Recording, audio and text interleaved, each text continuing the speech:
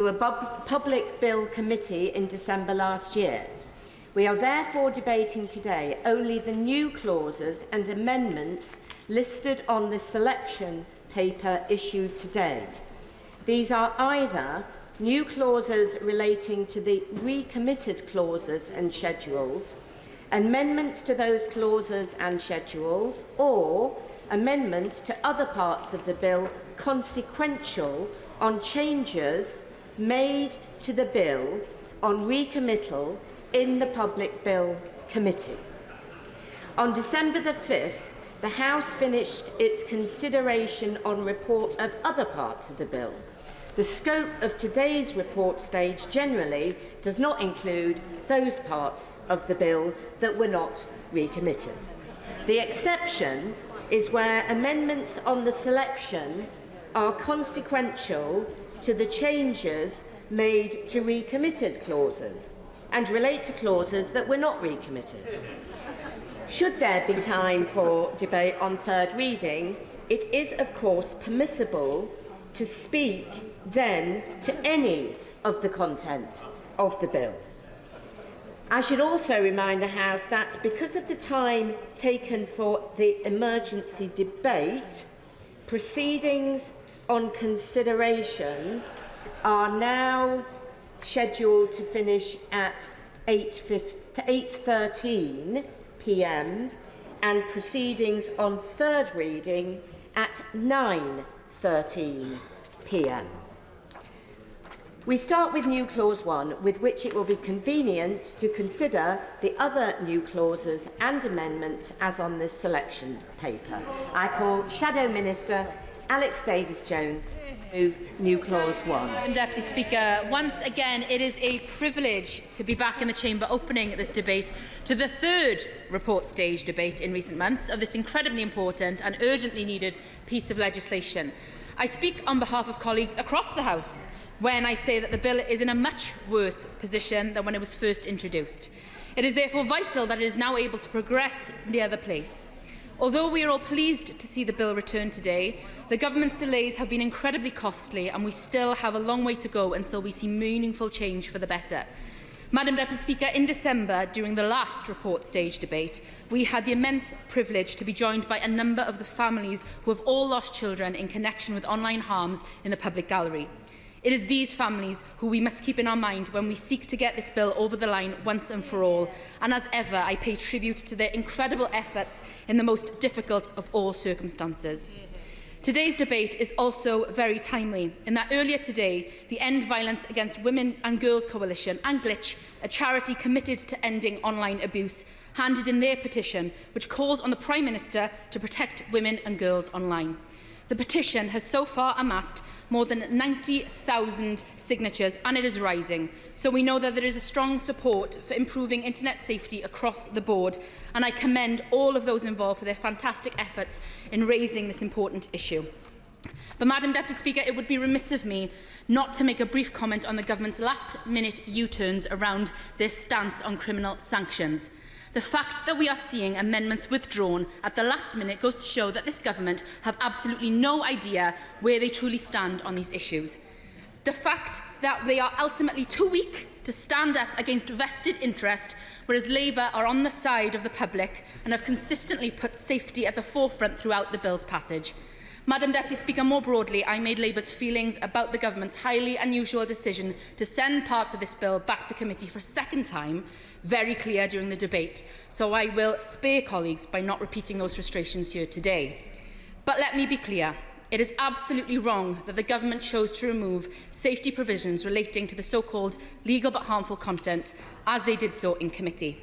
It is a major weakening, not strengthening, of the bill, and all of us online, including users and consumers, will be worse off without these provisions. The government's alternative proposal to introduce a toggle to filter out harmful content is completely unworkable.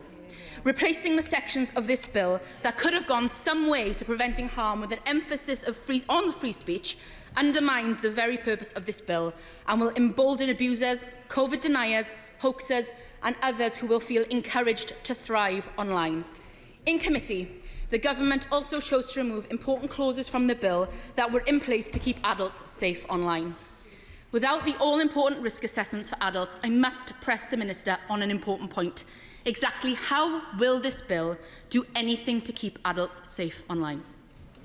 The government knows this and have still pursued a course of action which will see the bill watered down entirely. Would my honourable friend give way? I'll happily give way. I thank my honourable friend for giving way.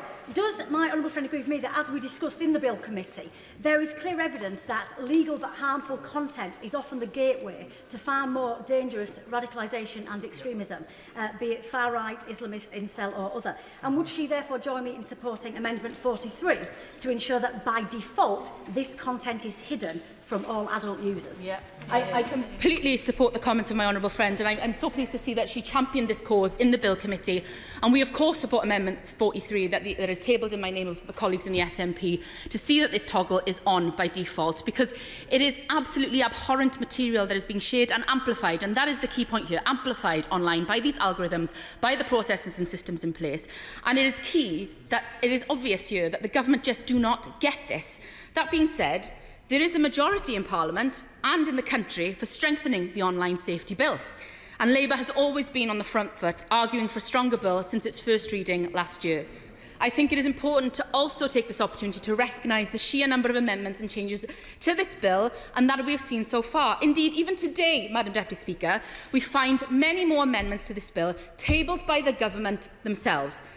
If this doesn't give an indication of the mess that they have made of getting this legislation over the line in a fit and proper state, I don't know what will. I have said it before, and I am certain I will say it again. We need to be moving forwards with this bill, not backwards. That is why, despite a significant government delay, we will support it receiving its third reading, as each day of inaction allows more and more harm to spread online. With this in mind, Madam Deputy Speaker, I too will make some progress. I will first address New Clause 1, tabled in the name of my honourable friend, the Honourable Member for Manchester Central, and myself. Colleagues will be aware that New Clause 1 is a very important addition to the bill, which will go some way to address the gaps in the bill surrounding support for individual complaints. We, on this side of this House, have repeatedly queried ministers and the Secretary of State on the mechanisms available for individuals who may have appeals of complaints, and that is why New Clause 1 is so important. It is vital that platforms' complaints procedures are fit for purpose, and this new clause will finally see the Secretary of State publishing a report on the options available to individuals. We already know that the bill in its current form is failing to consider an appropriate avenue for individual complaints. This really is a classic case of David and Goliath, and it is about time that these platforms go further in giving their users a transparent, effective complaints process. Madam Deputy Speaker, if it is this issue and this substantial lack of transparency that underpins so many of the issues that Labour has with the way that the government have handled, or should I say mishandled, this bill so far. And that is why the process by which the government proceeded to remove all of these all-important clauses around legal but harmful content in a quiet room on committee corridor just before Christmas is even more frustrating. This move put the entire bill at risk. Important sections which would have seen protections in place to prevent content such as health and foreign state disinformation, content promoting self-harm and disinformation and online abuse and harassment from being actively pushed and promoted towards them were rapidly removed by this government, and it is not good enough. That is why Labour have tabled a series of amendments, including new clauses 4, 5, 6 and 7, which we see as going some way to correcting the government's extremely damaging approach. Madam Deputy Speaker, under the terms of the bill as currently drafted, platforms could set whatever terms and conditions they want and change them at will. We saw this with Elon Musk's takeover at Twitter when he rapidly lifted the ban on COVID disinformation overnight just because of his own personal views. In tabling new clause 4, our intention is to ensure that platforms aren't able to simply avoid safety duties by changing their terms and conditions whenever they see fit. This group of amendments would give Ofcom the power to set minimum standards for platforms' terms and conditions and the power to direct platforms to change them if they don't meet these standards. Yeah, I'll happily give way. I'm very grateful to my honourable friend, and she's making a really important point here. She might not be aware, but I've raised recently in the House the case of my constituents whose 11-year-old daughter was groomed on Spotify, the music streaming platform, and was able to upload explicit photographs of herself on that platform. Her parents thankfully found out and made several complaints to Spotify, who did not immediately remove that content. Isn't that why we need that ombudsman? I'm grateful for the intervention. I am aware of the case, and it is truly appalling and truly shocking, and that is exactly why we need these protections in the bill, to stop cases like this from proliferating online, to stop the platforms from choosing their own terms of service, and to give Ofcom as a regulator the real teeth in order to take on these challenges. Yeah, I'm happy to give way. That the bill does give Ofcom the power to set minimum safety standards based on the priority legal offences written onto the face of the bill that cover almost all of the worst kind of offences, from child sex exploitation, inciting violence, racial hatred and so on. Those are the minimum safety standards that are set, and the bill guarantees it. Intervention, what isn't within these minimum set of standards is all of this horrendous harmful content that I've described: the COVID disinformation, the harmful state actors, self-harm proliferation, the anti-Semitism that we're seeing online, misogyny, this incel culture, all proliferating online that is being amplified by the algorithms. These minimum set of state standards can be changed overnight. Yeah. Foreign state disinformation is covered because it's covered in the National Security Bill, which will be part of the priority offences listed on the face, so those accounts can be disabled. Everything that meets the criminal threshold, everything that is in the bill, as the Honourable Lady knows, that is in the bill because it's in the National Security Bill. And that the criminal threshold for all of those offences that she lists are set within Schedule 7 of the bill itself. Yeah. That is just the problem, though, isn't it? A lot of these issues that are within the bill that would not be covered within this minimum standards, the amendment that we are pushing today in New Clause 4, they do not currently meet the legal threshold, and that is the problem here. This grey area of incredibly harmful but legal content that we are seeing proliferate online and being amplified by the algorithms, being amplified by influencers, for want of a better word, that is being fed to everybody online, and then they are being shared incredibly widely, and that is what is causing harm and disinformation. No, I won't give way one more time. No, I need to make some progress here. We've got a lot to cover and a lot of amendments, as I've already outlined. But under the terms of the bill, as I've said, these platforms can issue whatever minimum standards they wish to, and then simply willfully change them overnight. So in tabling our Clause 4, it is our intention to ensure that the platforms aren't able to avoid safety duties by changing their terms and conditions, and this group of amendments, as I've said, will give Ofcom the relevant teeth in order to act and to keep everybody safe online. Now, we all recognise that this legislation, once enacted, will be a learning curve for everyone involved. We want to get this right, and these amendments will ensure that platforms have specific duties upon them in order to keep us safe. This really is an important point, and I will continue to make this clear at every opportunity, because for far too long, the platforms and providers have got away with zero regulation, nothing whatsoever, and enough is enough. Madam Deputy Speaker, during the last report stage, I made clear that Labour considers individual liability as central to ensuring online safety is taken seriously by online platforms. We have been calling for stronger criminal sanctions for months, and while we welcome some movement on this issue from the government today, ultimately the enforcement is now over a narrower set of measures after the government gutted much of the bill before Christmas. This last-minute U-turn is another one to add to the long, long list. But to be frank, Madam Deputy Speaker, very little surprises me when it comes to this government's approach to lawmaking. Yeah. Lady, I do have to say to her, though, to describe this as a U-turn is not reasonable. The government have interacted with those who, like her, wanted to strengthen the bill regularly. There's been proper engagement, constructive conversation, and the government have been persuaded by those who've made the similar case to the one she's making now. I think that warrants credit rather than criticism. I completely disagree with the Honourable Member, because we actually voted on this exact amendment before Christmas in the previous report stage, which was tabled in the name of my friend, the Right Honourable Member for Barking and Dagenham, and it was voted against. It was turned down, word for word, exactly the same amendment. So if this is nothing but a U-turn, then what is it? And, Madam Deputy Speaker, I am pleased to see a number of important amendments, as we've already said today, in the names of the Honourable Member for Aberdeen North and the Honourable Member for Ochil and South Perthshire. In particular, I wish to draw colleagues' attention to New Clause 3, which improves the child empowerment duties as they currently stand in the bill. The government may think that they are talking a good game on child safety, but it is clear for all of us that there are some alarming gaps remaining. The new clause goes some way to ensuring that the systems and processes behind platforms will go further in keeping children safe online. In addition, we are pleased, as I've previously mentioned, to support Amendment 43, which calls for this so-called safety toggle feature to be turned on by default. When the government removed the clause relating to legal but harmful content during committee, they instead introduced a requirement for platforms to give users the tools to reduce the likelihood of certain content appearing on their feeds.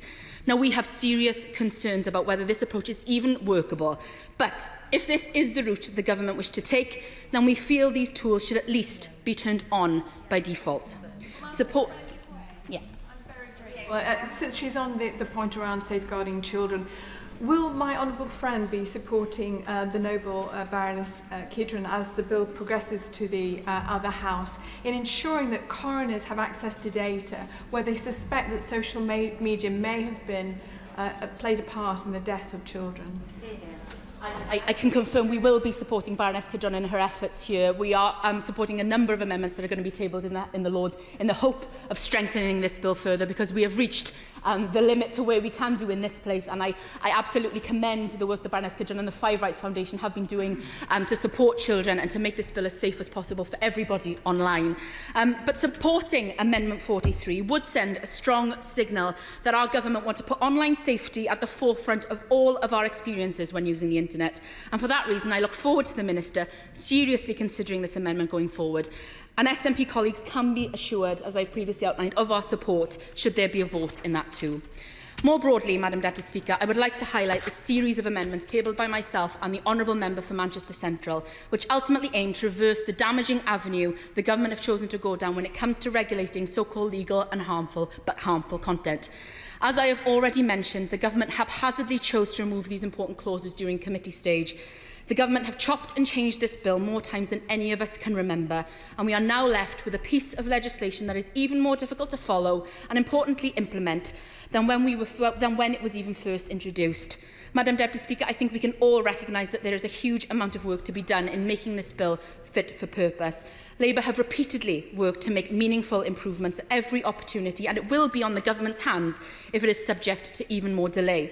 The Minister knows this, and I sincerely hope he will take these concerns seriously. After all, if you want to listen to me, then he would do well to listen to the mounting concerns raised by members on his own benches instead.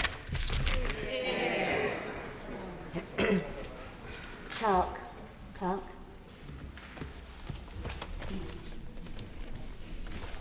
Report on redress for individual complaints. The question is that new Clause 1 be read a second time. I have noticed that there are some people standing who may not have applied earlier. If anyone is aware of that, if they could let me know so I can adjust timings accordingly. At the moment, my estimate is that if everybody was not longer than 7 minutes, but it might be more like 6, then we could get everybody in comfortably without having to impose a time limit. Priti Patel.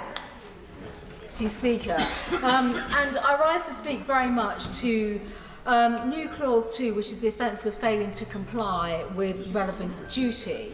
And I do just want to pay tribute to my honourable friends and right honourable friends who have championed new Clause 2 to strengthen the protections for children by introducing criminal liability for senior managers. Madam Deputy Speaker, we've discussed this issue already in this House, in the Chamber. But I do also want to thank charities and campaigners such as NSPCC for raising awareness and also for being constructive and assiduous on this. And then, of course, the families that have given voice through their own pain and suffering to really give impetus to this issue. And of course, if I may, I'd like to thank the front bench, the Minister and the Secretary of State. We've had constructive dialogue, it's fair to say, and they've listened to our concerns and accepted that this issue had to be addressed. So as we debate this clause and other aspects of this bill today, I think we should begin, as we did last time, Madam Deputy Speaker, with our thoughts on those who face tragedy and distress as a result of accessing inappropriate content online. Children and vulnerable people who've been failed by tech companies and regulation, and of course this is where we have that duty to step up. We have that responsibility to tighten the law, protect children from online harms, exploitation and inappropriate content.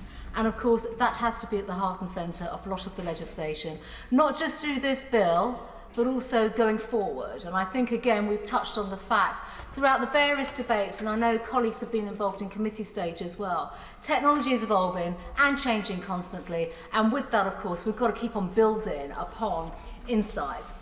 Of course, this clause does some simple and straightforward things.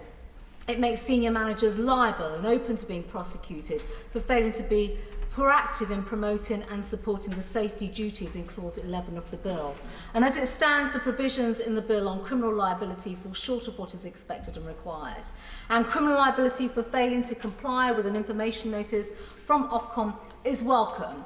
Ofcom have a very important role to play. I do not need to emphasise that anymore. But of course it does not go far enough, and that's where ministers have obviously recognised this. So I think going forward we actually need to ensure that all the flaws and failings are sanctionable and the laws are changed in the right way. And of course, Madam Deputy Speaker, it's not just the laws through this particular government department that's leading this bill right now. This cuts across other government departments. We've touched on that many times before. And of course, over 80% of the public agree that senior tech managers should be held legally responsible to prevent harm being caused to children on social media. I mean, that's to us, it's a statement of the obvious when we've seen such abhorrent and appalling harms take place. And around 2/3 would want to see managers prosecuted when failures result in serious harm. But of course, harm can happen prior to an information notice being issued by Ofcom. Again, we've discussed that previously. And we need to see, and the public need assurances, that these companies will have the frameworks and those safeguards to actually act with responsibility and be held to account so that children and vulnerable individuals are protected. So this means meaningful actions, not warm words. So this should mean that we have proactivity in developing the software, the algorithms, the technology to be responsive, and ensure, of course, that the measures are put in place to hold people to account, and the sanctions cover, including company law and accountability and health and safety in other areas. Ireland has been mentioned through the passage of this bill, and that's important, and my colleagues who I know will speak shortly as well have also touched on the similar provisions. So it's right, Madam Deputy Speaker, that we put these measures in place on the face of the bill for the serious failures to protect children. And also, I'm aware, of course, this is a topical issue, and in fact, a number of colleagues met with some of the tech companies yesterday, as did I, and Tech UK, that this gives us an opportunity to raise the bar in the United Kingdom so that technology investment still comes forward, that the sector continues to grow and flourishes in the right way and for the right reasons, and of course, we want to see that. Yes, I will give way. I thank the Right Honourable Lady for giving way, and clearly the issues of evolving technology and holding people to account are hugely important. Can I make the general point that digital education could underpin all of these safeguards, if you like, and that too should be conducted in parallel, digital literacy teaching, as with all the other good efforts being made right throughout our schools? Yeah. My honourable friend is absolutely right, and I think no one in this House would disagree with that. And, you know, we have to carry on learning in life. And with that, it leads to technology, other issues as well. But that applies to all of us across the board, for our young people and having people in positions of authority as well, ensuring that the right kind of information is also shared to protect our young people. But if I may, and I know the front bench will come on to discuss this clause in more detail shortly, I would like to hear from the Minister, my honourable friend, the member for Sutton and Cheam, who's been so good actually in engagement on this issue, and I would like to thank him personally just for the proactive way in which he spent time with all of us. Will we see their amendment prior to the bill going to the other place for its second reading there? And also for all colleagues supporting Clause 2, I think having an understanding around the clear assurances that provisions we support and could have passed through this House will not be diluted in the other place by ministers. I think that's absolutely vital.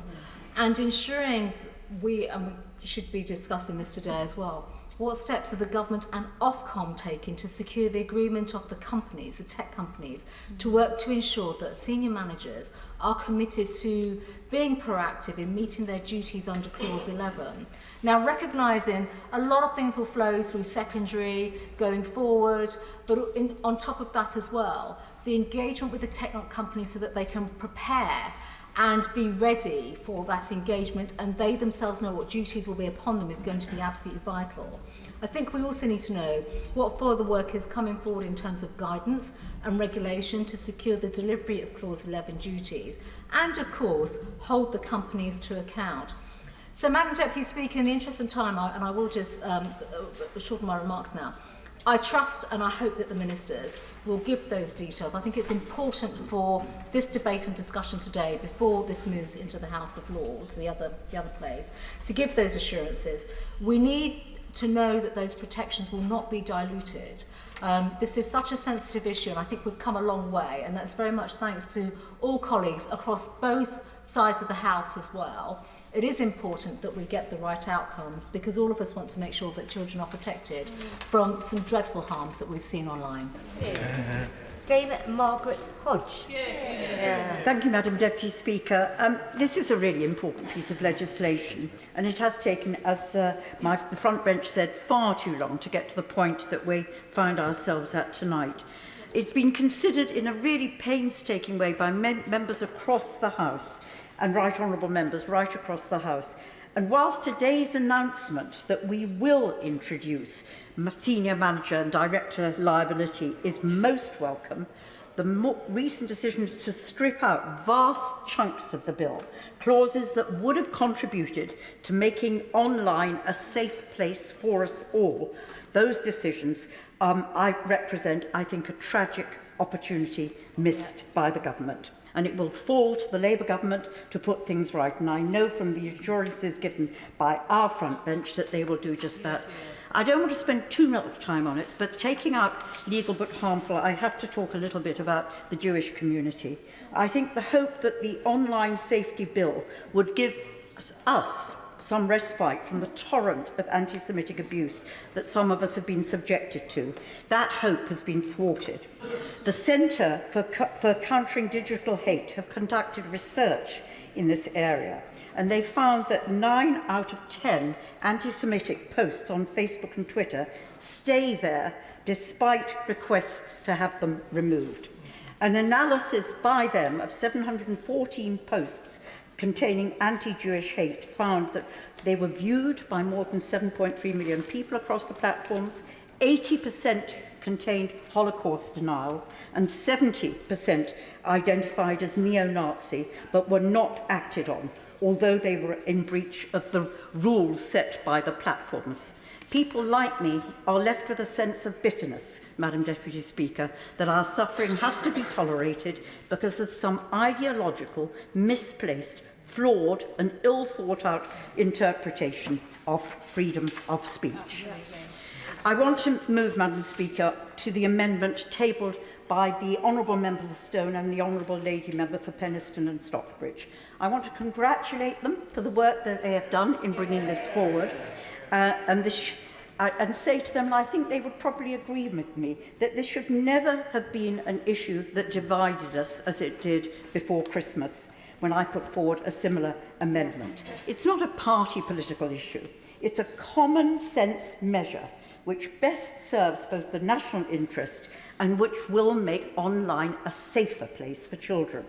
I'm really pleased that the two members, the Honourable Member for Stone and the Right Honourable Lady for Penistone and Stockbridge, have persuaded their colleagues of the justification. I'm just sorry I wasn't that successful, but I am pleased that the government has listened to them. The reason that this is important is for the following explanation, Madam Deputy Speaker. The business model that is operated by platforms means that they not just passively but actively encourage abusive content to flourish online. Absolutely. Not only do they fail to remove that content, but they actively promote its inclusion through the algorithms that they employ. Sadly, people get a kick out of reading hateful, harmful and abusive content online. The platform companies and their senior managers know that. It's in their interest to encourage maximum traffic on their platforms, and if this means letting people post and see vile abuse, they will do it. The greater the traffic on these sites, the more attractive things become to advertisers. And then the more advertisers are willing to pay for the ads that they post on the site. So the platforms make money out of online abuse. The government originally wanted to deal with this problem by funding the companies, but companies would simply treat these fines as a cost to their businesses. It wouldn't change the model that they have. It would add to the charges that they might give to those who want to advertise on their platforms, but it would not change the behaviour of the platforms. Furthermore, we know that senior directors, owners and managers personally take the decisions on the content they may allow to appear on their platforms, and that their approach affects what people post. Elon Musk's controversial and aggressive takeover of Twitter, where he labelled sensible moderation of content as a violation of freedom of speech, led to a 500% increase in the use of the N-word within 12 hours of his acquisition. Telegram, whose CEO is Pavel Durov, has become the app of choice of terror networks like ISIS, according to research conducted by the Middle East Media Research Institute. Yet when he was challenged about this, Durov refused to act on the intelligence they provided to moderate his content, saying, "We cannot make messaging technology secure for everybody except for terrorists." So, if senior managers have responsibility for the content on their platforms, they have to be held to account. And we know, Madam Deputy Speaker, that holding the senior managers to account will mean that online businesses become a safer place for our children. Madam Deputy Speaker, we have to decide whose side we're on. Are we really putting the well-being of our children first, or are we putting the interests of the platform first? Everybody will, of course, claim that we're putting the interests of children first. But if we are, we have to put our money where our mouths are. And that involves making the managers truly accountable for what appears on their platform. We know that legislating for director liability works. It's worked on health and safety in construction sites. It's worked in the Bribery Act. It's worked on tax evasion. And I hope to be moving similar amendments when we come to consider the issue of economic crime next week in this House at the report stage of that bill. This is not simply a punitive measure. In fact, it's the last thing we want to do is to lock up a lot of platform owners. But it's a tool to transform behaviour. We won't be locking up the tech giants, but we will be ensuring that they moderate their content. Achieving this change, Madam Deputy Speaker, shows the House truly working at its best, cross-party, focusing on the merits of the argument rather than playing party politics with such a serious issue. I commend that particular clause to this House. Yeah. Dame Caroline Dynage, and just a reminder about the 6-minute advisory time. Thank you very much, Madam Deputy Speaker. It's a great relief to see the Online Safety Bill finally reach this stage. It seems like a really long time since my right honourable friend, the member for Kenilworth and Southam, kicked this off with the ambitious aim of making the UK the safest place in the world to go online. And while other countries around the world had picked at the edges of this, we were truly the first country in the world to set out this kind of comprehensive online safety legislation. Since then, other jurisdictions have started and in some cases concluded this work. And as one of the relay of ministers who've carried this particular baton of legislation on its very long journey, we are tantalisingly close to getting to the finish line with this. It's why we need to focus on that today, and I'm really grateful that the opposition front bench have confirmed that they're going to support it at third reading, because we know that the internet is magnificent and life-changing in so many ways, but the dark corners remain a serious concern, in particular to children, but also to scores of other vulnerable people. And of course, the priorities of this bill must be to protect children, to root out illegal content, and actually to hold the online platforms to account to ensure that they're actually doing what they say they're doing when it comes to dangerous content on their site. So I do warmly welcome the Minister and the Secretary of State's engagement on these particular aspects of the bill and how they've worked really hard to strengthen it. This legislation is so vital for our children. The NSPCC have estimated that more than 21,000 online child sex crimes have been recorded by the police just in the time that this legislation has been delayed since last summer. But I will. Does she agree with me that the new crime of cyber flashing is one instance of how this bill has been improved, which should also help reduce some of the violence against women and girls, which is a major issue of our time? Please, he raised this because actually we do need this piece of legislation to be future-proofed to deal with some of the really recent emerging threats to women, to others, that the online world has offered. The potential threat of online harms is everyday life for most children in the modern world. Before Christmas, I received an email from my son's school highlighting a TikTok challenge, encouraging children to strangle each other until they passed out. This challenge probably didn't start on TikTok. It certainly isn't exclusive to that platform.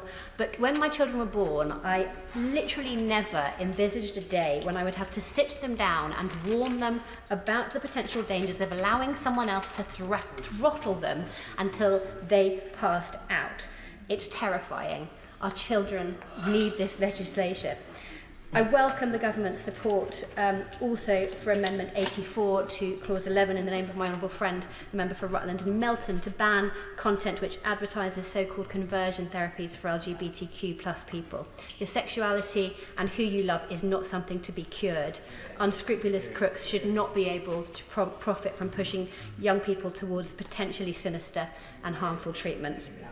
With regard to new clause 2 on senior executive liability, I really sympathise with the aims of this amendment. It's vital this regime has the teeth to protect children and hold companies to account. I know the 10% maximum annual global turnover in fines is higher than some of the global comparisons, and certainly having clear personal consequences for those responsible for enforcing the law is an incentive to do it properly, but there is a clear balance to strike. We must make sure that sanctions are proportionate, targeted, and don't make the UK a less attractive place to build a digital business. I'm really pleased to hear the Minister's commitment to a final amendment which will strike this really important balance.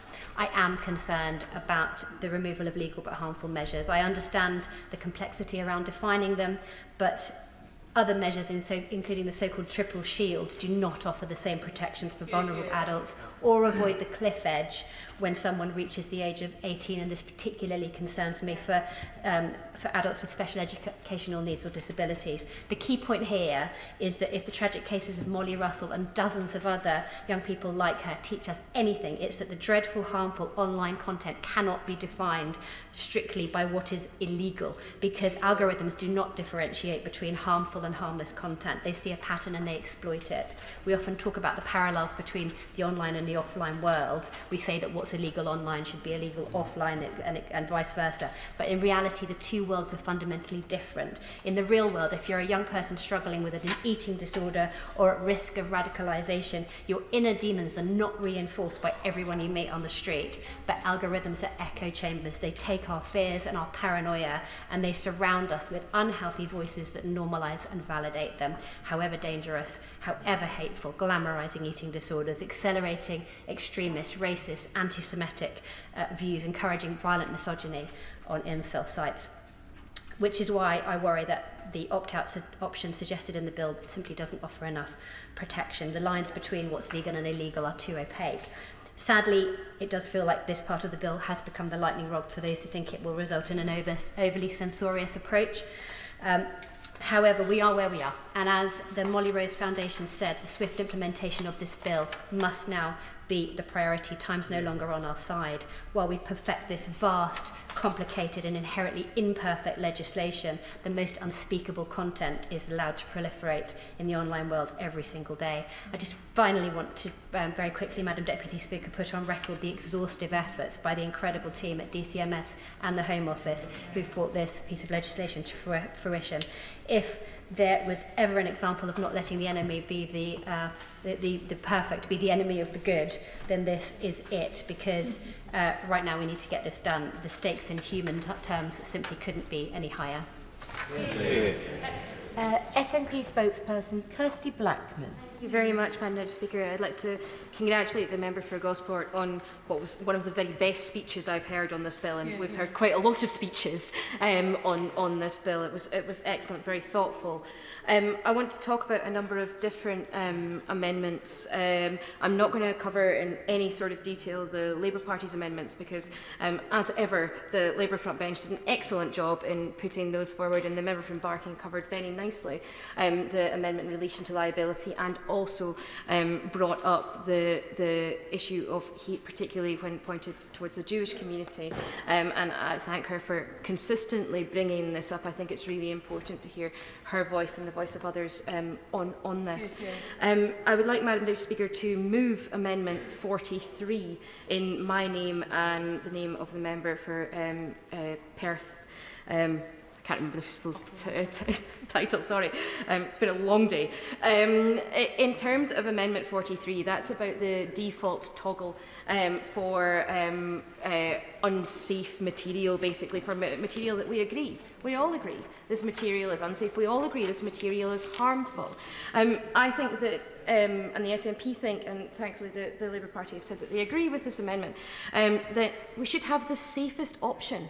Should be the default option. That's where the point of view which we should start from.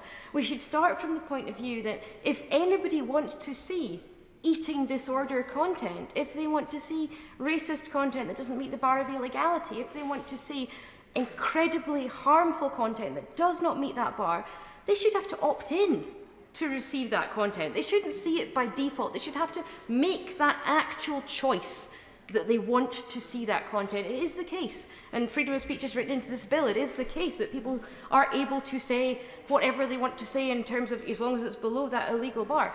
But we shouldn't have to read it. We should not have to read the abuse that is pointed towards minority groups. It should start from the position of having that safest option on. It's intended, we're trying to improve the permissive approach that the government's arrived at, and it's a simple change. It's not controversial, I don't think, requiring users to flip a switch if they want to opt in to some of the worst and most dangerous content available online, including pro-suicide content, pro-anorexia content, pro-bulimia content, rather than leaving it on by default. If the government is wanting the terms and conditions to be the place where where things are excluded or included, I also think that that platforms should have to say, we are happy to have pro-bulimia content. We're happy to have pro-anorexia content. They should have to make that absolutely clear and explicit in the terms and conditions, in the terms of service that they have, rather than having to say, we do not allow X, Y, and Z. I think they should have to be clear and upfront and honest with people, because then people would know what they're signing up to when they sign up to websites. I want to briefly mention as well Amendment 44, which is in relation to habit-forming features. We haven't spoken enough about the habit-forming nature of social media particularly. If you look at things like TikTok and Instagram, if you look at Facebook, if you look at the way these are set up, they're set up to encourage and make you spend time on that. That's how they make money. They make money by encouraging you to spend as much time as possible on their site. That's the intention behind it. And we know, Madam Deputy Speaker, that 42% of respondents to a survey by Young Minds reported displaying signs of addiction-like behaviour when questioned about their social media habits. We know that young people are worried about this. We know that they don't necessarily have the tools to avoid that, and that's why we put forward Amendment 44 in relation to habit-forming features, in relation to actually taking this into account and requiring platforms to consider this.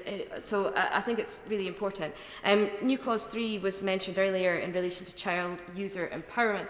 There's a bizarre loophole in the bill where it requires user empowerment toggles for adults, but it doesn't require them for children. I mean, it's really odd that we do not require this for children when we know that children are going to be able to see some of this content. We know that they're going to be able to access features which are much more inherently dangerous for children than they are for adults. That's why we put forward the amendments in relation to private messaging features and live streaming features. Live streaming is a place where self-generated child sexual abuse has shot through the roof. Now, if we have a situation where, with child user empowerment, children can choose, or children can have to opt in, they can have empowerment tools to allow them opportunities to say, no, I don't want to be involved in live streaming, or to allow their parents opportunities to say, no, I don't want my child to be able to live stream when they sign up to Instagram. I don't want them to be able to share live photos and be speaking to people that they don't know. That's why the private messaging features amendment that we've put forward allows children to say, no, I don't want to get any private messages from anyone that I don't know. That they should be able to do that. It's not written into the terms of service for any of them. It's not written into the bill. It's not written into the bill as one of the potentially harmful things that there is. That they should be able to exclude themselves from having conversations or any sort of, just like, you know, if a child is playing in a play park, if we're talking about the relationship between real life and the online world, if a child is playing in a play park and some stranger comes up and talks to them, the child is perfectly within their rights to, I'm not speaking to strangers, my parents have told me that, and this is a good idea not to speak to strangers. But they're not able to exclude themselves from that in the online world, and that's why we're asking for this to be taken into account. That's why we're asking for platforms to be encouraged to switch off, or to be able to switch off private messaging and live streaming features for certain groups of people. If they were to switch them off, for example, for children under 13 on their platforms, that would make Roblox, for example, a far safer place than it currently is. I want also to talk about Amendment 84 in relation to conversion therapy. I'm very glad that this amendment is in the bill, and I'm very glad to hear that there is moves by the UK government in order to bring forward the conversion therapy ban. We've not yet, that I'm aware of, but I've been in the chamber all day, seen the bill. It's not yet been brought forward. I'm told that it will be, and I do pay tribute to all of those people who've worked really hard to get to the position that this bill, that the government have agreed to bring this bill forward. You are to be commended on that. I'm very sorry it's taken this long, but I'm very glad that we are in this position. I think this amendment was massively helpful in that. Just lastly, on the amendments that we have here, I want to talk about the Amendment 50, which is in relation to the risk of harm. This is still one of the biggest issues that there are with the bill, is about the categorisation of platforms. So the categorisation of platforms is on the basis of the size of the platform and the risk of the features. So the size of the platform is the key thing. The number of users that there are on that platform is the key thing. It fails to take into account the incredibly harmful, very small platforms that there are. This amendment, Amendment 50, is about giving Ofcom the power to require platforms who are incredibly harmful, who are incel forums, for example, who are places like Kiwi Farms, which are entirely set up in order to dox trans people and put their lives at risk. It is about allowing Ofcom to say, well, we're going to put that as a Category 1 platform. We're going to require that it meets the Category 1 rules, that it meets the risk assessments, that it does all of those things that are required of Category 1. Because we should be asking these platforms to answer for what they are doing, no matter how few members they have on their social media platform, on whatever it is that they are using. No matter how small their user base is, one person being radicalised on those platforms is one person too many. And this is not an extreme amendment saying we should ban all of these. I mean, I think we probably should, but this is not an extreme amendment asking for that. This is asking for Ofcom to have a higher bar for those platforms, to require them to do more on that. So, Madam Speaker, just to finish, I can't believe that we're here again. I can't believe that this bill has taken so long to get here. I agree, this bill is far, far from perfect, but this bill is better than nothing. And that is the reason that we will be supporter. We will not be voting against it at third reading, because it is marginally better than the situation we have right now. So, Jeremy Wright. Thank you very much, Madam Deputy Speaker. I would want to say in passing I support Amendments 52 and 53 in my honourable friend for Stroud's name and that of others. I know she will explain them very fully. I don't need to. They seem to me to be sensible clarifications which I hope the government will consider favourably. I want to focus, though, on new clause 2. And I have said before, and I'm happy to repeat, that the individual criminal liability provided for in this bill as it stands is too limited. Attaching it to information offences only means that, in effect, very bad behaviour cannot be penalised under the criminal law as long as the perpetrator is prepared to provide Ofcom with information about it. That can't be sensible, so I think that there is a strong case for extending criminal liability. But I have to say, I think new Clause 2 goes too far. There are, I think, fundamentally two problems with new Clause 2. The first is it's drafted too broadly. It would potentially criminalise any breach of a safety duty under Clause 11, which is the clause relating to children.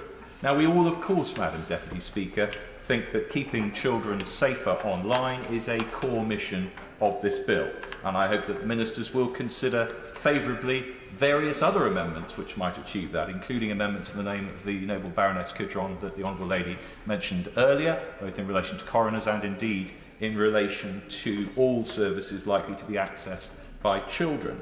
But Clause 11 covers a variety of different duties, including duties to incorporate certain provisions in terms of service and to ensure terms of service are clear and accessible. Now, these are important duties, no doubt, but I'm not convinced that any and all failures to fulfil them should result in criminal prosecution. I happily give way.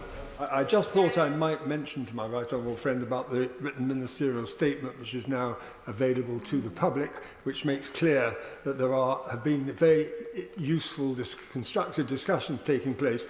Much of what he's saying is not necessarily applicable to the state of affairs that we're now faced with. Yes, I'm grateful to my right honourable friend, and I'm coming to the written ministerial statement. I accept what he says. I think we are heading in the right direction. But since new Clause 2 is at least before us at the moment, it seemed to me I ought to probably address it, I hope in a helpful way. And I was going to say also that there's nothing in the language of new Clause 2 as it stands that requires a breach of the duties to be serious or even more than minimal, and we should be more discriminating than that. But the second difficulty with the new clause, and which I hope the government will pick up when it looks again at this, is the difficulty of prosecuting successfully the sort of offences that we may create.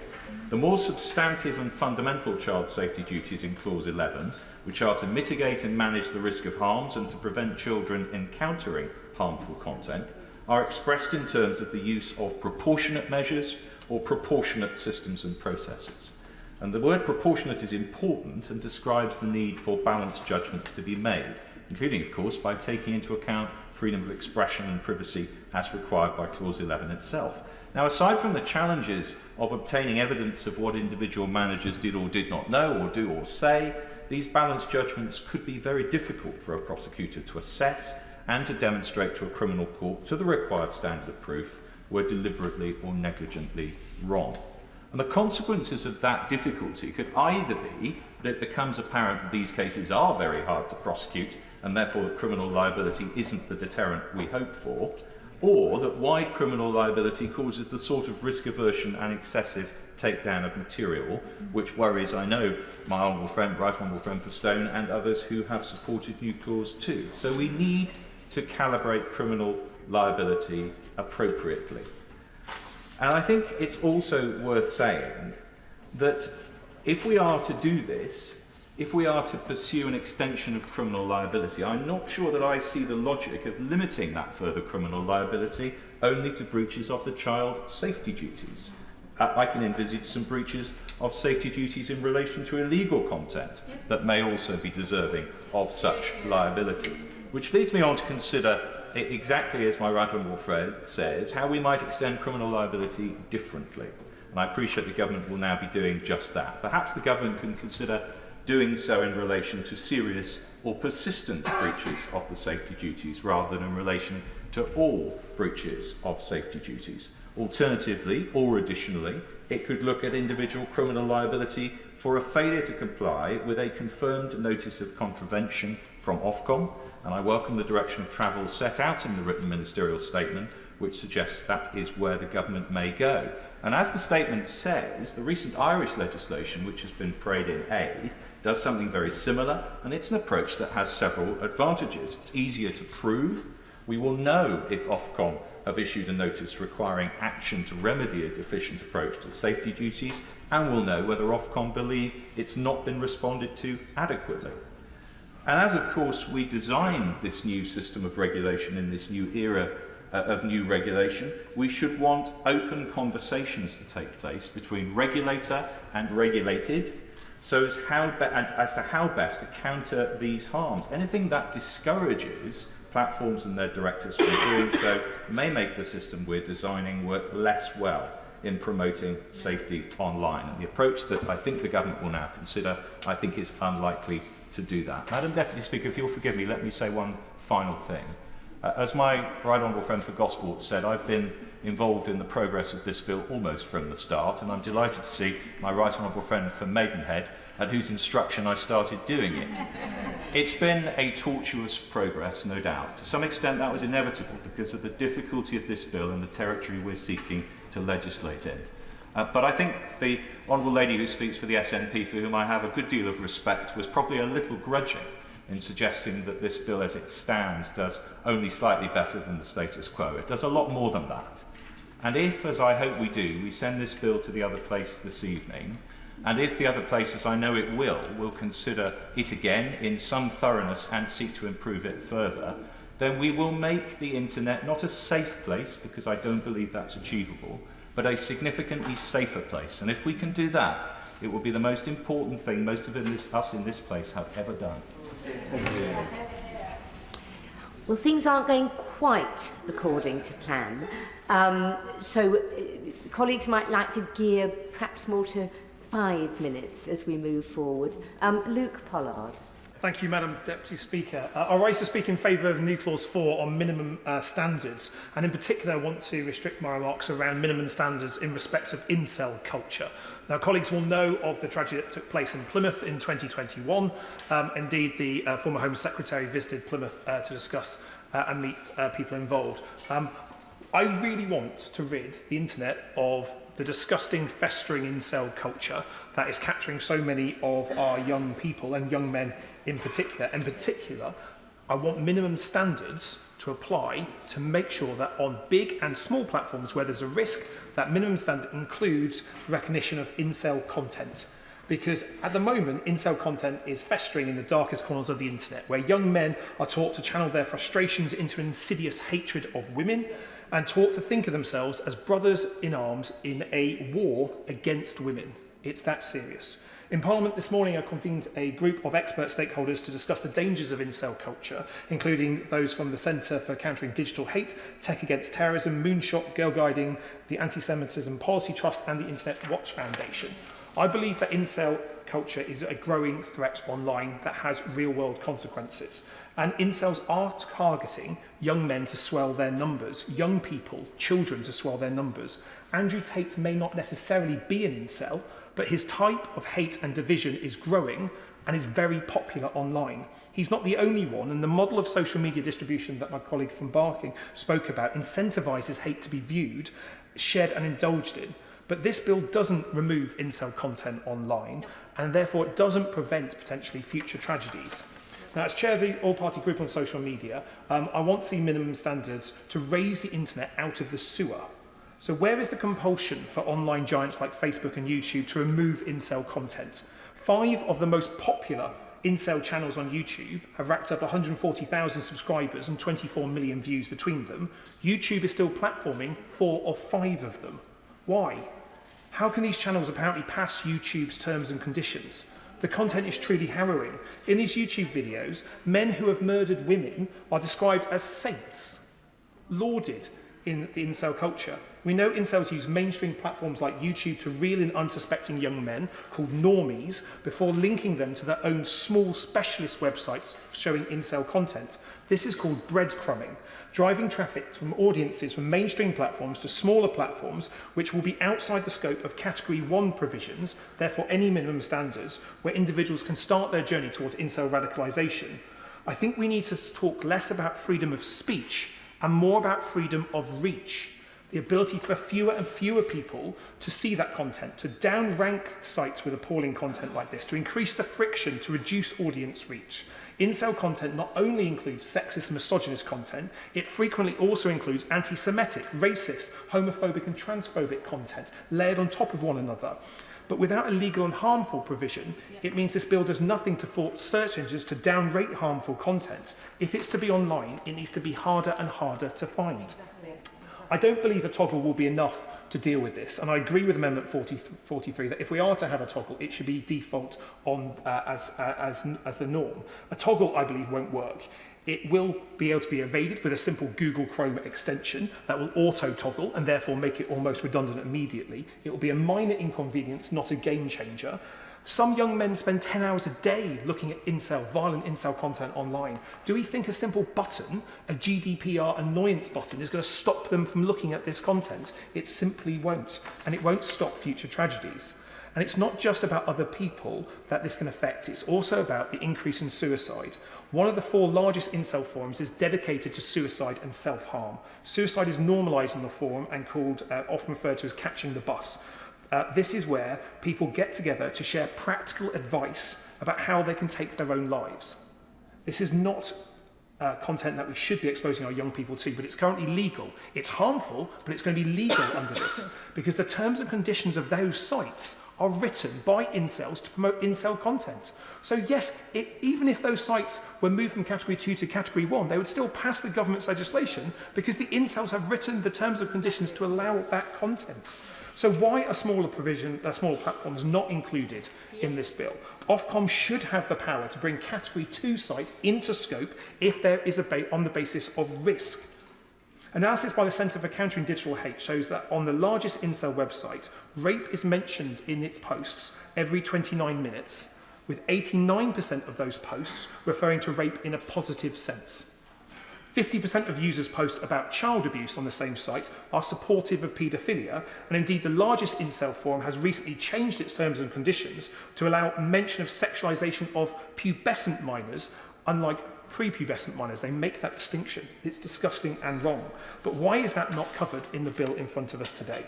I think there is a real opportunity to look at incel content. I'd be grateful if the Minister could meet again to discuss incel content with the cross-party group, so we can look at how we can make sure that incel content is harder and harder to find online and ultimately removed, protecting all our young people from going down this path. Thank you. Damien Collins. Thank you, Madam Deputy Speaker. I'd also like to follow the excellent speech by my right honourable friend, the member for Kenilworth and Southam, relating to new clause 2. Which I think is a new clause I had some sympathy with. Indeed, the joint committee of both houses that I chaired proposed that there should be criminal liability for failure to meet the safety duties set out in the legislation, and that this should not just apply to child safety measures, but should apply to any failing. But I agree with my right honourable friend that the new clause as drafted, I think, is too wide, because if it is saying that the liability exists when the failure to meet the duties has occurred, well, who is the determinant of that factor? Is that when Ofcom has issued a notice? Is that when Ofcom has issued a fine? Is that when guidance has been given that has not been followed? And what we wouldn't want to see is a parallel judicial system making different decisions to the regulator in terms of when the safety duties hadn't been met. So I think the idea of saying that when there is persistent breach in the safety duties, when companies have probably already been fined, when they've been issued guidance, when they've been it's demonstrated they're clearly in breach of the codes of practice, and they are refusing to abide by them. And I think that is where that criminal liability should come in. And indeed, similar provisions already exist in the GDPR legislation for companies that are in persistent breach of their duties and obligations. And I think that was a recommendation made by the joint committee of both houses that should be included in the bill. In some ways, throughout the journey of this legislation, the inclusion of criminal liability has been something that has been consistently strengthened. In the draft bill, when it was published, there was no immediate commencement of any criminal liability, even for not complying with the information notices given by Ofcom. That was included when the bill was presented at second reading. I'm pleased that the government is now going to consider how we can correctly define what the failure to meet the safety duties would be, and therefore what the criminal sanctions that go with them would be as well, because then that will be an important measure for companies that are in serial breach of their duties and obligations and have no desire to comply. I also think this issue is relevant and linked to the wider debate around legal but harmful that we've had today and at the recommittal committee, Because if we're going to have criminal sanctions for non-compliance, we need to be really clear what it is companies are supposed to do. It needs to be really clear to them what they need to do as well. And this is why when the Joint Committee produced its report, that we recommended that the illegal but harmful provisions in the bill should be changed, because they don't do what many people in the House have asserted that they do, which is set standards and requirements for companies to remove legal content. They were never there to do that. They provided risk assessment for a wider range of content. That may have been helpful, but it didn't require the removal of content that wasn't either a breach of the community standards of the platform or a breach of the legal threshold. The changes to the bill that have been made help in some ways the idea of having criminal liability, because written onto the face of the bill are the offences that are within scope, what they have to do, and also the requirement they have to enforce their own terms of service, where therefore the safety standards aren't defined by law, but defined by the platform. Now, I think the safety standards are important, and there is a danger sometimes in this debate we pretend that they don't really exist. And it's understandable why we do that, because the companies aren't very good at enforcing them. They're not very good at doing the things they say they will do. In fact, I go back to I'm pleased to hear, as a former board member of the Centre for Countering Digital Hate, that organisation cited so often in this debate, but I go back to the evidence their chief executive gave to the Joint Committee, where he said if the one thing they could do is enforce their own terms of service, if we had the legal power to make them do that, many of the problems we're discussing would go away. So that is a very, very important sanction. And I think on the point around the smaller platforms, I think in reality, Ofcom have the power to enforce safety standards at the level set in the bill on any platform of any size. The question of saying a smaller platform's out of scope, well, they could only take enforcement based on the terms of service. And platforms like that are very likely to have very, very weak terms of service or practically non-existent ones, which is why having the minimum safety standards based on the law is so important. I would just briefly like to touch on the time I have left, just regards to advertising. My honourable friend, constituency Labour, member for Dover, has an amendment relating to immigration offences that are promoted through advertising. And indeed, the additional amendment the government is accepting relating to advertising in banning promotion of conversion therapy is important.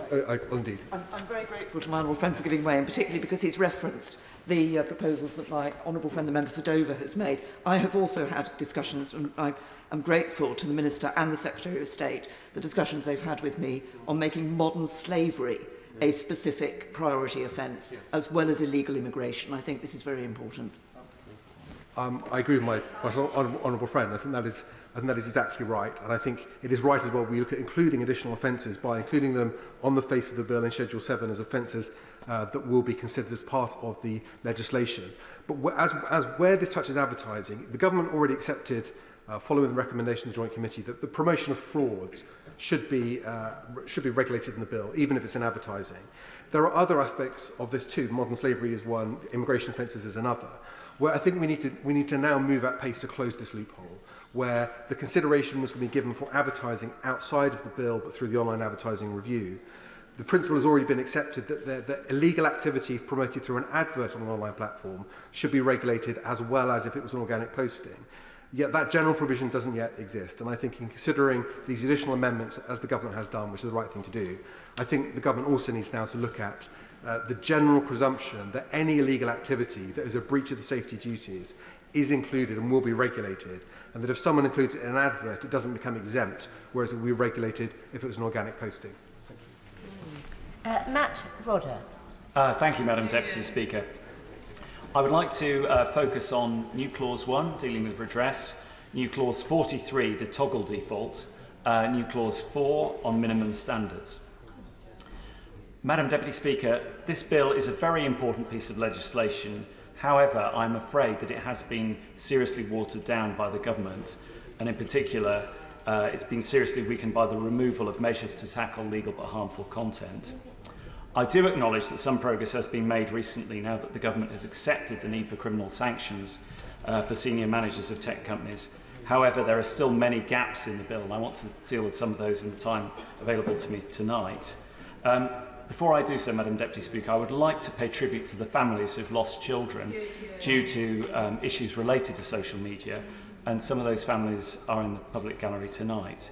In particular, I want to mention the Stevens family from my constituency of Reading East. 13-year-old Ollie Stevens from my constituency was murdered in a horrific attack following a plot which was hatched on social media.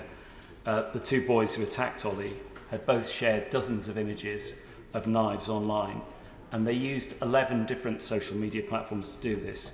Sadly, none of those platforms took this content down, and that is why the matters we're talking about are so important to all of us in our community. Madam Deputy Speaker, following this awful case, I want to support a number of the new clauses. These, I believe, will make a significant change, lead to a significant change in the law, which I hope will prevent any similar tragedy happening again. Focusing on new clause 1, I would like to stress the importance of this clause, which I believe will help parents to make complaints. As Ollie's dad, Stuart, often says, you simply cannot contact the tech companies. You send an email and you get no reply. It is important to tackle this matter, and I do believe that the new clause will go some way to doing that.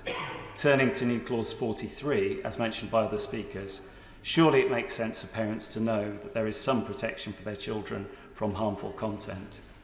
And the clause would provide some real reassurance with a default position of protecting children. And I would urge members from across the House here tonight to support this clause. Madam Deputy Speaker, I would add that I believe that both children and vulnerable adults should be better protected from legal but harmful content, and further action should be taken.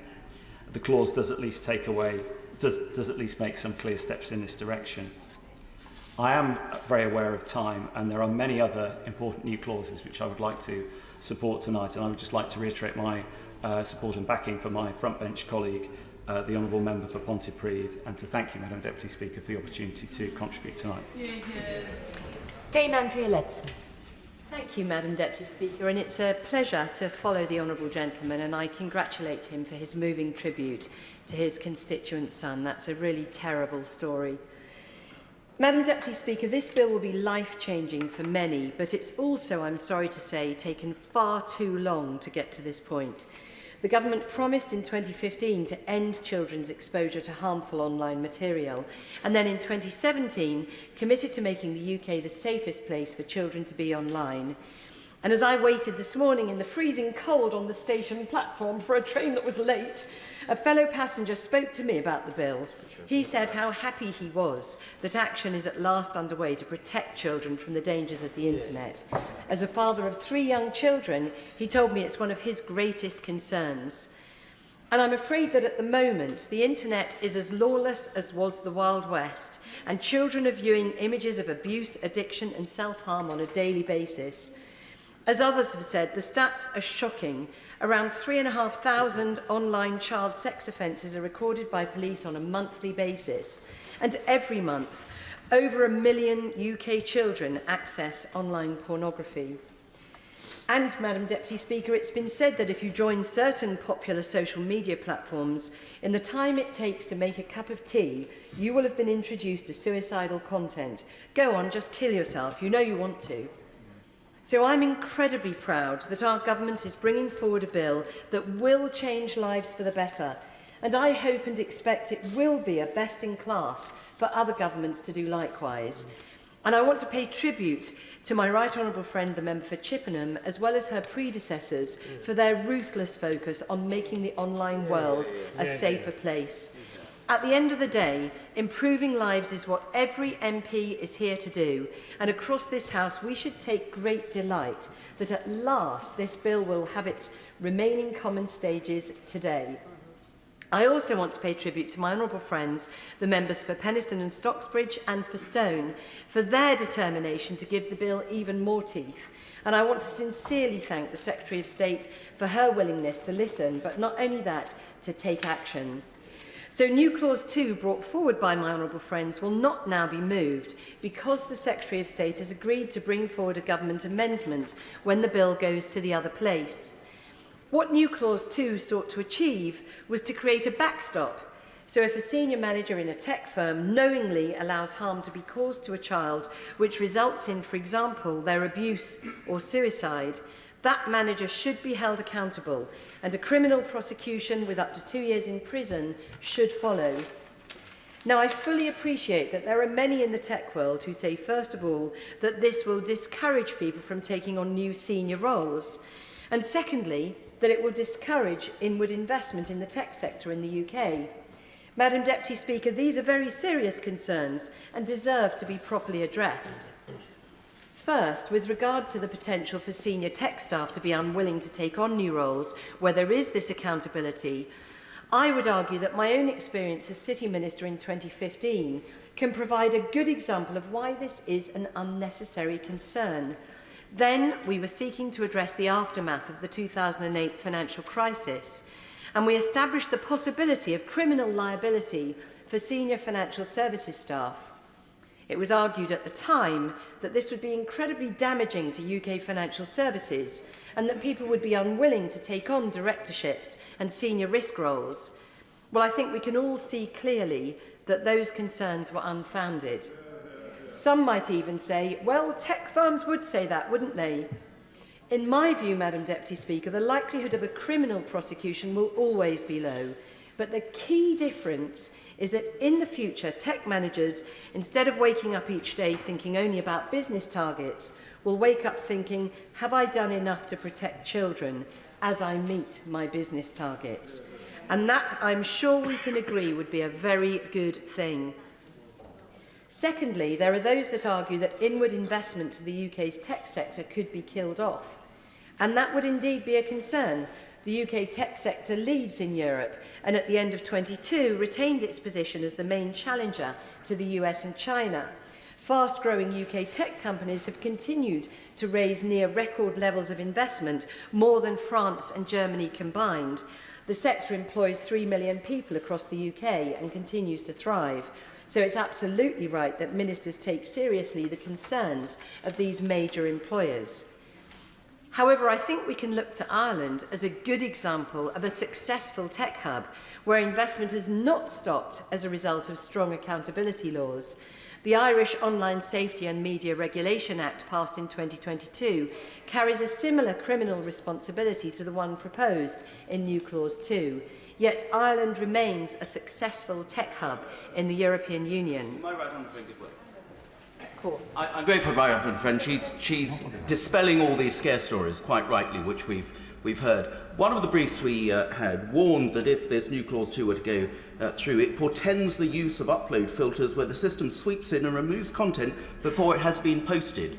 Well, that will be a good thing, wouldn't it? Because we need these social media companies to be investing in more moderators, to be more aware of the harmful stuff before it goes online and starts to do the damage. To actually lead to more investment, but in the right part of the employees of these social media companies, where Facebook, Meta as it now is, made $39 billion profit in 2021. So they're not short of money to do that, are they?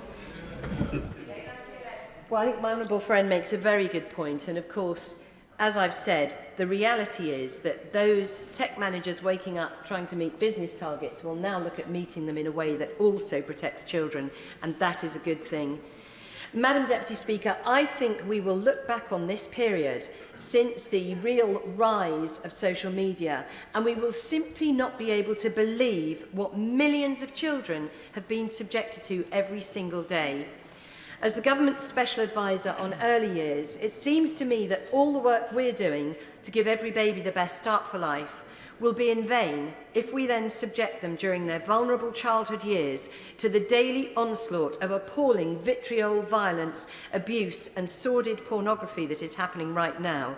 It's little wonder that the mental health of young people is so poor. So it's my hope that this bill will truly support our attempts to build back better after the COVID lockdown. The government's clear commitment to families and children and the Prime Minister's own personal commitment to the vision for the best start for life is apparent for all to see, and keeping children safe online will make a radical improvement to all their lives. Thank you. In order to ensure that we get everybody in, I'm going to introduce a 5-minute time limit. Richard Bergen.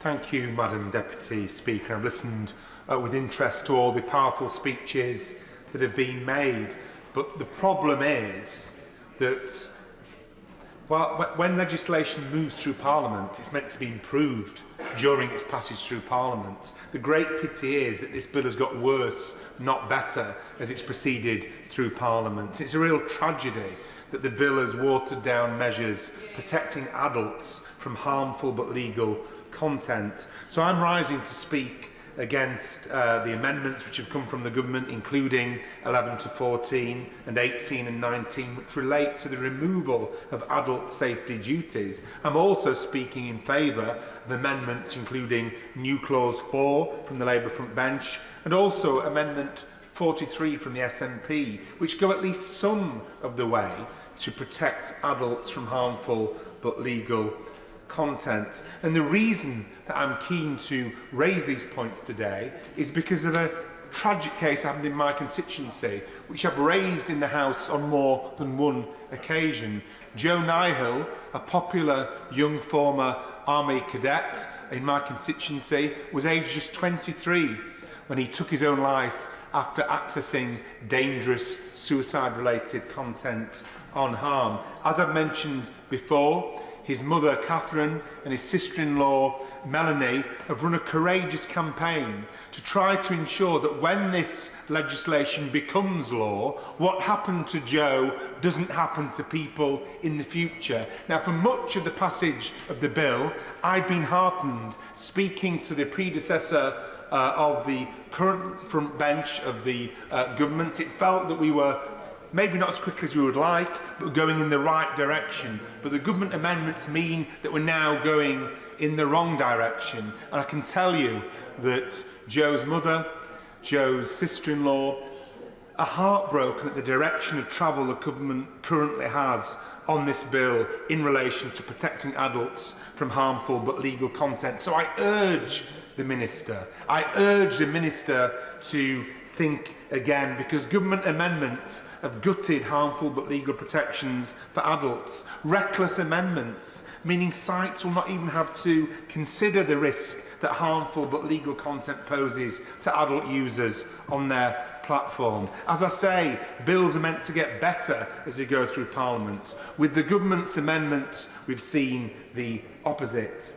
And a key statistic is research from the Samaritans show that just 16% of people think that access to potentially harmful content on the internet should only be restricted for children. As I say, my constituent Joe was 23. We all know that it's just false to presume that people stop becoming vulnerable at the age of 18. There's so many vulnerable adults in our society, and people, of course, who become vulnerable when they see these things online, when they're dragged down this online rabbit hole of dangerous, harmful content. So the importance of including harmful but legal content is clear.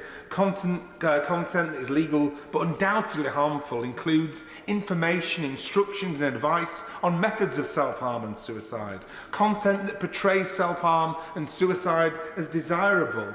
And crudely removing protections from harmful content at 18 years of age leaves vulnerable people exposed to potentially fatal content. And we've heard today, individual filters are simply not enough to protect vulnerable people, because the government set out that it's up to individuals to filter legal but harmful content. But often, people experiencing suicidal thoughts will actually look for ways to take their own life and actively seek out harmful content. So, in conclusion, the truth is that the government has ignored the real-world expertise of groups like the Samaritans and others in order to put the interests, I have to say, of tech giants first, and those on the Tory backbenches who put so-called freedom of speech ahead of the safety of people like Joe from my constituency, who took his own life at the age of 23 years of age. And I hope to see further work on this bill in the other place to ensure that vulnerable adults are given the protection they deserve. That was my constituent Joe's parting wish in the letter he left to his family, that what happened to him wouldn't happen to others. Let's not lose this opportunity. Let's improve this bill. And I think that the other place has a vital role to play in ensuring that this bill improves and protects everybody. Sir John Hayes. Thank you. One of the most notable changes in my lifetime, Mr Deputy Speaker, has been the disheartening debasement of public discourse. The internet, a place for posturing, preening and posing, but rarely for genuine discussion or measured debate, must take much of the blame for this transformative decline. But while the coarsening of the national conversation is among the most obvious examples of harm being done by the internet, it's merely the tip of a very dangerous iceberg. Beyond every superficial banality lurks a growing crisis of depression, decay, misery and malaise, of self-doubt and self-harm, all of which are facilitated by tech companies that profit from exploiting insecurities, doubts and fears. Tech companies do not exist simply to facilitate communication, rather they control and manipulate virtual interaction in ways that play on innate fears. The social media conglomerate's entire business model relies on ruthlessly exploiting vast quantities of data harvested from their users. Driven by nothing beyond profit and growth, they've abandoned any notion of duty of care, because their business model depends on monetarising information with little regard to how it's generated or how it's used, even when that puts children at deadly risk. Perhaps this willful ignorance is why social media consistently fails to police videos advertising and glamorising illegal channel crossings. The 1,400 minors accompanying the nearly 50,000 crossing last year have their images placed on the internet as poster children for this despicable trade. And I'm delighted that the work done by my honourable friend, the member for Dover, and her amendment now accepted by the government will begin to address that particular wickedness. The amendment, now wisely accepted by the government, will wipe such material from the internet, requiring social media companies to face up to their responsibilities in plying this evil trade. If drafted correctly, this bill is an opportunity for Britain to lead the way in curbing the specious, sinister, spiteful excesses of the internet age. Because for all of their virtual signaling, the tech giants' lack of action speaks louder than words. Whether it's facilitating the promotion of deadly channel crossings or the day-to-day damage done to the mental health of Britain's young people, let us be under no illusion. Those at the top know exactly the harm they wreak. Whistleblowing leaks by Francis Hogan last year revealed that Mr. Zuckerberg's Meta is a company fully aware of the damage it does to the mental health of young people. And in face of their inaction, new Clause 2, led by my right honourable friend for Stone and my honourable friend for Penistone and Stockbridge, I was pleased and proud to support them in doing so, makes tech directors personally legally liable for breaches of their child's safety duties. No longer will these senior managers be able to wash their hands of the harm they do, and no longer will they be able to perpetuate these sinister algorithms which rather than merely reflecting harm, cause harm. Strengthening the powers of Ofcom to enforce these duties will ensure the buck stops with tech management. Like the American frontier of legend, the virtual world of the internet can be tamed. The beast can be caged. As G.K. Chesterton said, unless a man becomes the enemy of evil, he will not just become its slave, but rather its champion. The greedy, careless tech conglomerates cannot be trusted to check themselves. This bill is a welcome start, but in time to come, as the social media beast writhes and breathes, Parliament will need to take whatever action is necessary to protect our citizens and to quench its fearful fire.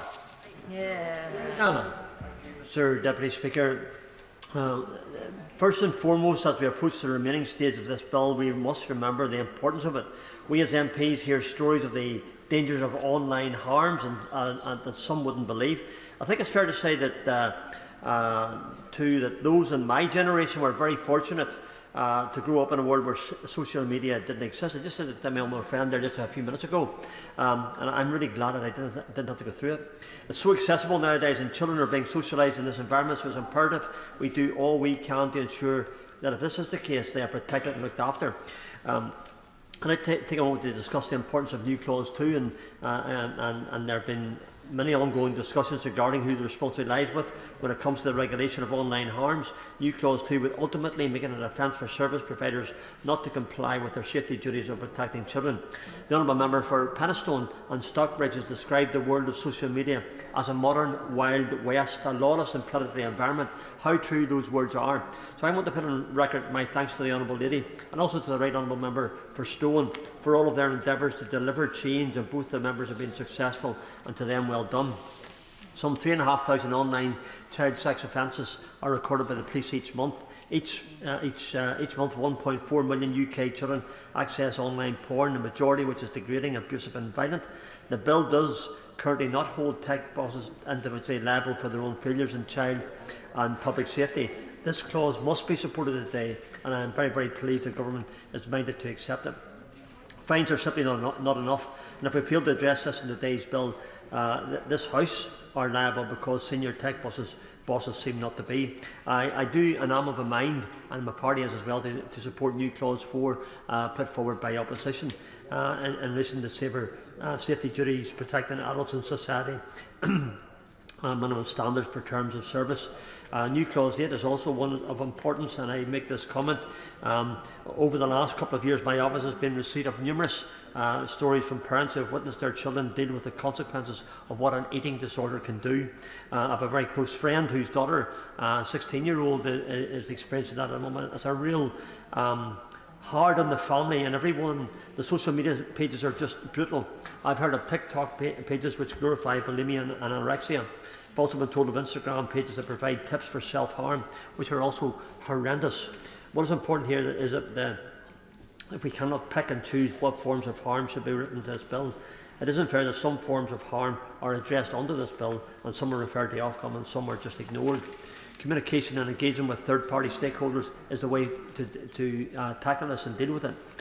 For example, if we take a social media page that has been started to comment on eating disorders and is generally unsafe and unhelpful to young people struggling, this should be flagged and handed over to healthcare professionals, GPs, nurses, those who know best. And if we can do that within this online safety bill, then I believe it's a step in the right direction. On balance, we argue that harmful content should be reserved for regulations informed by proper stakeholder engagement. Just to touch very, very briefly, Mr Deputy Speaker, on new clause 3, this would require providers to include features which child users may use or apply if they wish to increase their control over harmful content. This is currently restricted to adults. Whilst we understand the need to empower these and those young people who to be responsible and acknowledgeable for the decisions that they make, we are able to recognise the value of targeting this duty at adults, many of whom do hold the parental responsibility very, very close to their heart. And more often than enough, this is just as important as the regulation. To conclude, Mr Deputy Speaker, we have seen too many suicides. Too much danger emerges from online and social media. Social media has the potential to be an educational and accessible space for all, including young people. However, the safety precautions must be there for the sake of the young people who could so very easily fall into traps. And we're all aware of my own constituency where we've had a spate of suicides and young people, especially the young people, seems to be a clique of friends, and it really quite worries me. It's all about regulation and ensuring harmful content is dealt with and removed. The correct and informed individuals are making the decisions around what is safe and what is not. So I have faith in the Minister and Government in this bill that it will aim to address the outstanding issues. It doesn't stop every evil that there is online, but what it does do, as the Honourable Gentleman said at the back, it makes it safer. And if it makes it safer, then, Mr Deputy Speaker, then I think it's one that we could really look towards to supporting, and it really is truly good news. Thank you. Natalie Alford. Thank you, Mr Deputy Speaker, and if I may say, so it's a pleasure to see my East Kent neighbour in the chair today. I would like to speak to the Amendment 82 in my name, Mr Deputy Speaker, and also in support of New Clause 2 and Amendment 83. I spoke at some length in the last report stage on an associated amendment, and I'm conscious there is a lot of interest in speaking tonight, so I'll keep my comments brief. I'm grateful to the many right honourable and honourable friends who supported my amendment, those named on the face of it and otherwise.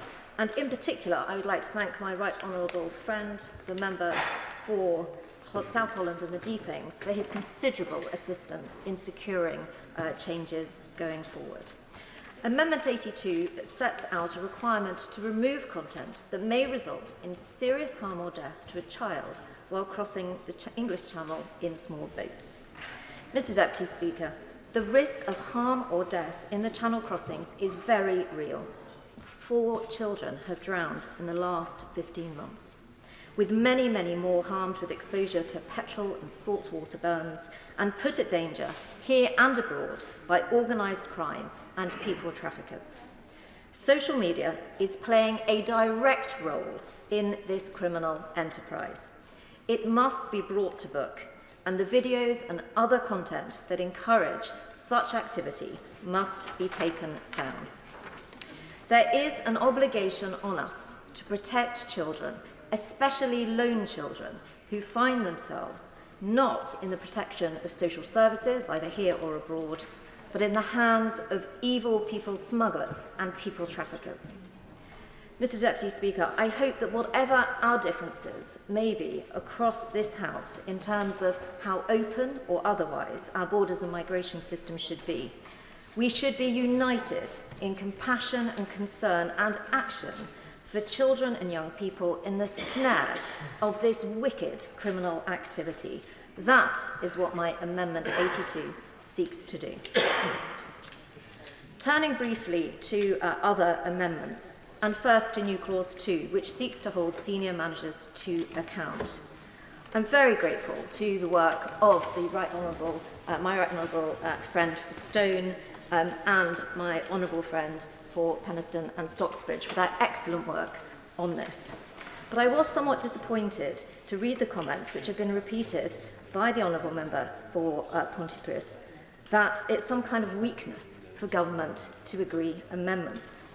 And I particularly wanted to comment on that in relation to this New Clause 2. Because in my deciding to support New Clause 2, I was very persuaded by the remarks of the Right Honourable Lady for Barking at the last report stage. And I'm grateful to her for the strength of her comments and persuasive nature of that. It is our job here in this House to make sure that we consider and make responsible amendments. And that's what I think on this side of the House we have sought to do. So I'm very pleased that the government has moved in relation to New Clause 2. And I think it is really important to recognise that it shows a confidence and strength of leadership in the Prime Minister and his ministers, the Culture Secretary and those ministers in her department and in the Home Office, as well as the Solicitor General, that they will work with us to ensure that this legislation is stronger yet. And then finally, if I may, just turn to Amendment 83 in the same spirit. I was very moved by the personal account and the comments made by my Right Honourable friend for Cheltenham in Chelmsford in the report stage, and that again is why I lent my support to her amendment. I think she has made a powerful case that it is important to protect children, but also to recognise, as comments have been made, that as children turn 18, they may still be extremely vulnerable and in need of support. So I thank her for that, and I know a number of members feel likewise. So in conclusion, I thank the Culture Secretary and the Minister for their engagement to date, for their commitment that's been made in the written ministerial statement to strengthen the bill in relation to the prevention of modern slavery and illegal immigration, including for the protection of children. And on that basis, I confirm I will not be moving Amendment 82 later today. Thank you. Sir William Cash. Thank you very much. Mr. Deputy Speaker, in a nutshell, we must be able to threaten tech bosses with jail. There is precedence for this. Jail sentences for senior managers in a great range of UK legislation are commonplace for breaches of duties. That is absolutely and completely clear. And as a former Shadow Attorney General, I know exactly what the law is on this subject. I can say this: the protection of our children and grandchildren from predatory platforms for financial gain on the internet, which is endemic throughout the world and in the UK, inducing suicide, self-harm and sexual abuse, is an assault on the mind of our young children and on those who are affected by it and the families who are affected by it, like Ian Russell. Ian Russell has shown great courage in coming out with his tragedy of his small child, 14 years old, committed suicide, as a result, as the coroner made clear, of these activities. It is unthinkable that we will not deal with it. And we are dealing with it now, and I thank the Secretary of State and I thank the Minister for responding with constructive dialogue in a very short space of time since we really got to grips with this. And can I say this? The written ministerial statement is absolutely crystal clear. It says, where senior managers or those purporting to act in that capacity have consented or connived in ignoring enforceable requirements, risking a serious harm to children, the criminal penalties, including imprisonment and fines, will be commensurate with similar offences. And if you make a comparison, as the Right Honourable Lady for Barking and Dagenham made clear, there are financial penalties in the financial services. That is international as well. And there is also the construction industry, as my honourable friend, the member for Penistone Stockbridge has said. The fact is that these are already on our statute book. So I don't care what the European Union's doing in its legislation. And I'm glad to know that the Irish legislation, which has been passed and is an act, has been through all these different permutations and examinations, and they've come up with something which also includes similar severe penalties. It can be done, but this is our legislation in this House, and we will do it the way we want to do it to protect our children and our families. And I'm just about fed up of listening to all the mealy-mouthed remarks coming from those who say we can't do it, it's not quite appropriate. I'd say to hell with that. We're talking about our children, and I'll say this too. When it comes to the question of past record, I just mentioned this. In 1977-78, a great friend of mine, Cyril Townsend, the member for Bexley Heath, brought forward the first Protection of Children bill, and he asked me to help him, and I did. And we got it through. It was incredibly difficult at the time. You have no idea, Mr. Deputy Speaker, how much resistance was put up by certain members of this House in getting it through, including ministers. And I can tell you, it was Jim Callaghan. I spoke to him because I was here, I've been here so long, and I was here when Jim Callaghan was in the House after he'd been Prime Minister. And I said, how did you give it so much time so that we could get the bill through? Oh, he said, it's very simple. He said, I was sitting in bed with my wife in number 10 in the flat upstairs, and she wasn't talking to me. And I said, what's wrong, darling? And he said that she had replied to him, if you don't get that Protection of Children bill through, I won't speak to you for 6 months. And it went through. So there you go. So there's a message there for all Secretaries of State and even for Prime Ministers. I did raise this with the Prime Minister in December on the question of, on the liaison committee. I invited him to consider it, and I'm so glad that we've come to this after a very constructive discussion and dialogue. It needed it. It isn't a matter of chariots of fire, it's a question of chariots on fire, because we've done all this in 3 weeks. And I can only say that I'm extremely grateful for the 51 MPs who stood firm, because we know the realities of this House, and I have to say it, having been involved in 1 or 2, shall we say, discussions in the past, but it's only when you've got the numbers that the results start to come, as a rule. But I want to pay tribute to them, to the ministers, for their constructive dialogue, and I think the Irish example will provide a model, but it will be our legislation. It will be modelled on some of the things that they have already enacted, but it's not just simply a matter of their legislation being transported into ours. It will be our legislation. And in the European Parliament, in the European Parliament, I know, I just want to say this. Miriam Kate. Thank you, Mr. Deputy Speaker. And I also rise to speak to new Clause 2, which seeks to introduce senior manager criminal liability to the online safety bill. But as my honourable friend has so clearly set out, we won't be pushing it to the vote as a result of the very welcome commitments that have been made by the Minister to introducing a similar amendment in the other place. Mr. Deputy Speaker, protecting children is not just the role of parents, but the responsibility of the whole of society, including our institutions and businesses who wish to trade here. And that is the primary aim of this bill, which I wholeheartedly support, to keep children safe online from horrendous harms, many of which unspeakably have been mentioned by my right honourable friend, the member for Northamptonshire. We look back in horror at children being forced to work down mines or neglected in Victorian orphanages, but I believe we'll look back with similar outrage at online harms. What greater violation could there be of childhood than to entice a child to collaborate in their own sexual abuse in the privacy and supposed safety of their own bedroom? And yet this is one of the many crimes that is occurring on industrial scale every day. Past horrors, like children down mines, were tackled by robust legislation, and the Online Safety Bill must continue our Parliament's proud tradition of taking on vested interests to defend the welfare of children. The Online Safety Bill must succeed in its mission, but in its present form, I don't believe it has sufficient teeth to drive the determination that is needed in tech boardrooms to tackle the systemic issues, the malevolent algorithms that drive the sickening content to our children. There is no doubt the potential fines in the bill are significant, but many of these companies have deep pockets, and the only criminal sanctions are for failure to share data with Ofcom. And the inquest following the tragic death of Molly Russell was an example of that. No one could be held personally responsible for what happened to Molly, and I want to pay tribute to Ian Russell, Molly's father, whose courage in the face of such personal tragedy has made such an enormous difference in bringing to light the extent of online harms.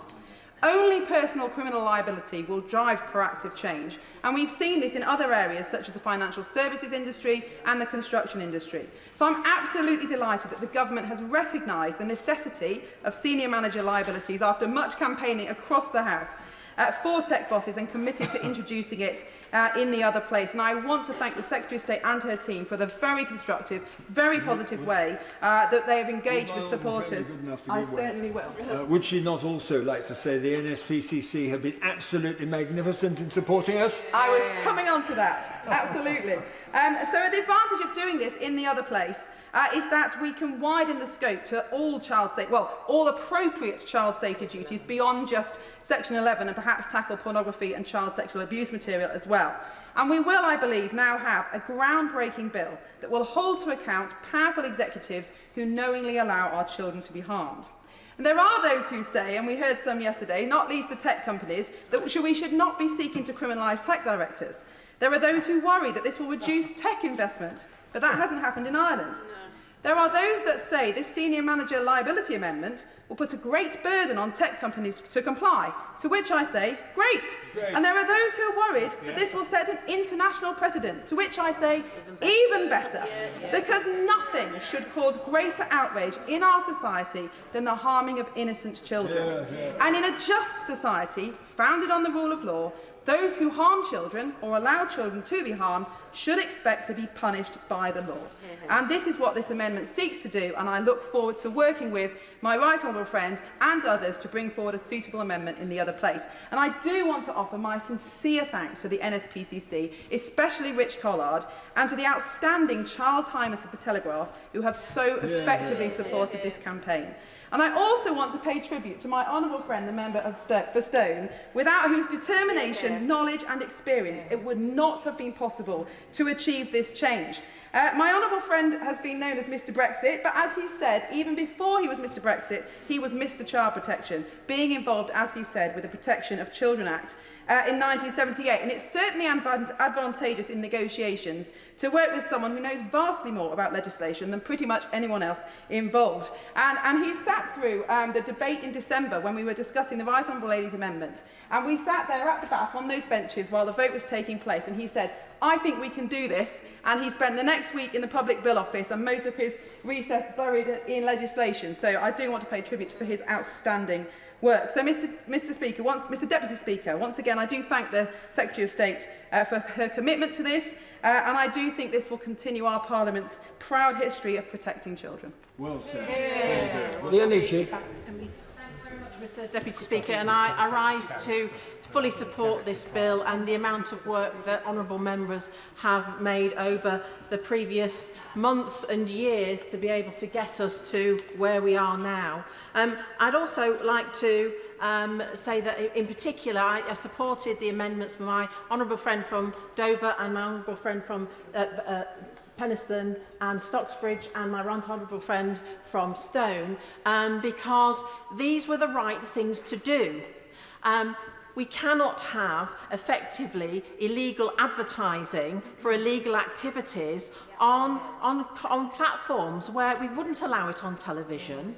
So why would we allow it on other platforms that people can easily access? And with respect to harmful content with regard to children, why shouldn't we make senior managers of these hugely rich organisations actually have their minds focused on, if I don't do my job properly and protect children, I may go to prison. I do seem to think that actually the threat of prison will focus these individuals' minds. Very quickly make a comment. Does my honourable friend agree that really this is not just an assault on the person as physical, but it's an assault on their minds? That's what's going on, and it's destroying them. My right honourable friend is absolutely correct, and obviously, you know, what this is all about is where quite often these senior managers are very high-profile individuals with PR budgets that are probably larger than many countries across the world, and actually thinking about fines. Really, what they would be doing is just putting those fines into their business plans. It wouldn't really affect a cultural change, as my honourable friend has said on many occasions before. We need this cultural change to make sure that these companies say, what are we doing to make sure that children are being protected? And so that's why I wholeheartedly support it. I'd also like to say thank you very much to the Secretary of State and ministers and officials who really have, with all of us, including backbenchers, have actually talked with us, talked through things, taken them seriously, which means we are where we need to be now, which is fantastic. And as a child of the 1970s and a parent now, I never envisaged that we would have to be having the kind of conversations with our children, things they come across and they say, "Mum, what is this? Should I go and find a needle so I can inject this into my..." And you know, this is the kind of content, the horrifying content that parents and teachers come across. And I have to say, schools with their digital footprint training do a fantastic job to make sure that we can all start to have these conversations. And I have to say, my honourable and right honourable friends, yes, I will. I'm grateful for the honourable member giving way. The opponents of our cause claim that we are curbing freedom. But in fact, it's not freedom that these people offer. It's that they turn their addicts into slaves of cruel, callous conglomerates. Well, I absolutely agree with my right honourable friend, and if freedom means that your children become collateral damage to harmful and dangerous people, well then we need to have some real conversations about what freedom really is all about. But as a child of the 1970s, who thankfully the only experience I had to have was television and 3 channels, my honourable friends were like Zorro and Tonto coming into their Wild West town where all the baddies are standing there waiting to annihilate us, to save the villagers. And I thank you very much for that, and I look forward to supporting this bill all the way through to fruition. Vicky Ford. Thank you, Mr Deputy Speaker. Legislating in an online world is incredibly complex. It's full of pitfalls. The digital world moves so very fast. It's very difficult to make legislation that is both effective and future-proof. I really don't want to wind up my right honourable friend, the member for Stone, anymore by mentioning the word Europe, but actually I'm very proud that I worked alongside other British MEPs to introduce the GDPR. The tech companies hated it. They especially hated the penalties. The GDPR is not perfect legislation, but it did fundamentally transform the way that online actors think about the need to protect personal data, the need to protect confidentiality and privacy. And the bill that is going through the House today can do exactly the same thing in totally transforming the way in which online safety is treated, especially for children. I've been a proud champion of the Internet Watch Foundation for over a decade. I've worked with them to help tackle the hideous abuse we see of sexual abuse we see of children online. As Children's Minister during the periods of this bill, I'm very aware of the serious harms that the online world can and does pose, and I am so proud that ministers have put protecting children at the very front of this bill. I, like others, have signed new clause 2. I see it like this: if, God forbid, in a hospital, the staff were are constantly and repeatedly causing harm to children, and the hospital boss was aware of this, turning a blind eye, condoning it, then we would all expect that hospital boss to end up in the courts and, if necessary, in prison. And tech bosses should have the same. So thank you to the government for saying that you're going to go along the Irish style of legislation here, and I look forward to doing that. My new amendments, Amendment 38 and new Clause 8, which wasn't in scope, relate to eating disorders. They're intended to make it very clear that eating disorders should be treated as seriously as other forms of self-harm. I'd like to thank everybody in this chamber who spoke to me so kindly after I spoke about my own experience as a former anorexic in the last debate, and all of those outside this chamber who've since contacted me. Anorexia is the biggest killer of all mental illnesses. It's a sickness that has a slow and long burning fuse, but all too often that fuse is deadly. There's been a terrifying rise in cases, and it's very clear that social media posts which glamorise eating disorders are helping to fuel this epidemic. I'm not talking about content that's just advertising a diet. I'm talking about egregious content, and content which is encouraging viewers to starve themselves, in some cases, too many cases, to starve themselves to their death. Content promoting eating disorders is no less dangerous than other content promoting other forms of self-harm. In fact, given the huge numbers of people suffering from eating disorders, around 1.25 million people in this country, it may be considered as the most dangerous. It's not only dangerous for children, it's dangerous for vulnerable adults too. My amendments, as I said, endeavour to make it clear that content promoting eating disorders should be treated in the same way as seriously as content performing other forms of self-harm. I'd like to thank all of those who signed it, including former health ministers, former digital ministers, the current chair of the Health Select Committee and the Women and Equality Select Committee, and the former chair of the Women and Equality Select Committee. I hope that by laying these amendments and the fact that MPs of such experience have signed them, we're sending a very clear message to those in the other place that we here treat this issue very, very seriously. My amendments are not the clearest legal way in which to manage this issue, and therefore I do not intend to move the specific amendment today. But I'd like to thank the Secretary of State, the Minister responsible for the bill, as well as the Justice Minister. I know that they want to move on this. They met with me earlier today. They've agreed that we'll find a way to help protect vulnerable adults as well as children from being constantly subjected to this type of killing content.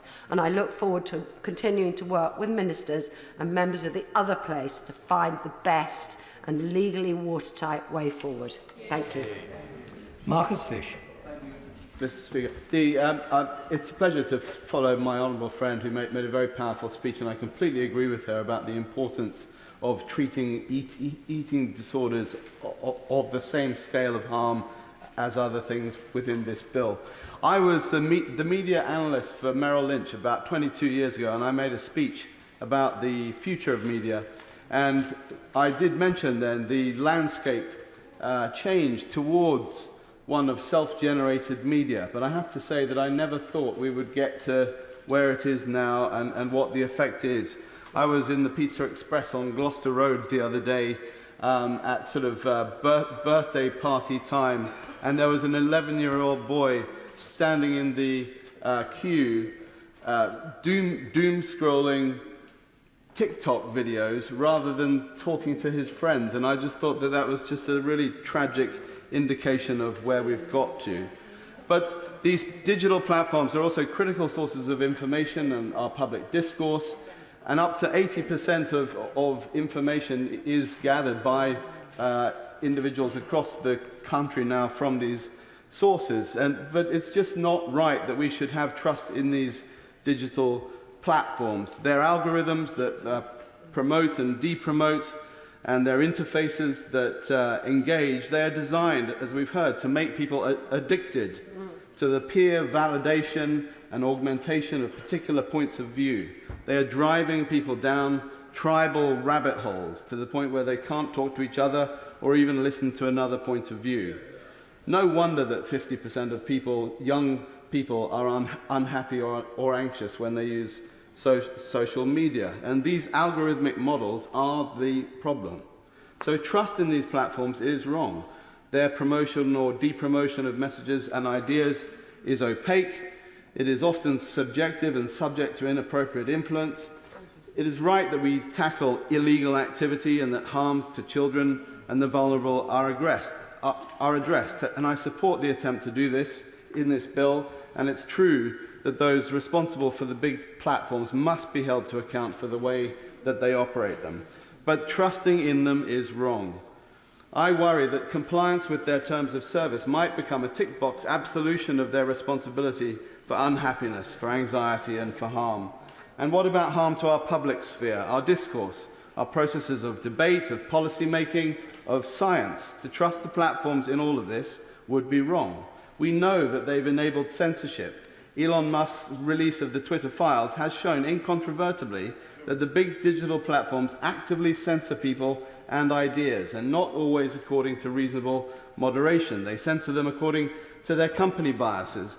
They censor them by political requests. They censor them with and on behalf of the three-letter government agencies. And they censor them at private companies' behest to control information on their products and to control the public policy debate around them. And censorship itself creates mistrust in our discourse. So to trust these big platforms just to do the right thing always is wrong. It isn't right that they should be able to hide behind their terms of service, bury issues in the Ofcom processes in the bill, pay lip service potentially to a tick box exercise of merely having regard to the importance of freedom of expression. They might think they can just write a report, hire a few overseers and get away scot-free with their cynical accumulation and sale of their addicted users' data and manipulation of their views. The government has rightly acknowledged that addressing these issues of online safety is a work in progress, but we mustn't think that the big platforms are that interested in helping. They and their miseries models are the problem. So I hope that the government, to conclude, and those in the other place, will bring forward in this bill stronger liabilities against stronger duties to stop things that are actually harmful, to promote freedom of expression properly, to ensure that people have ready and full access to the full range of ideas and opinions, to be fully transparent in public and in real time about the way that content is being promoted or depromoted on their platforms, because just to trust in them is insufficient.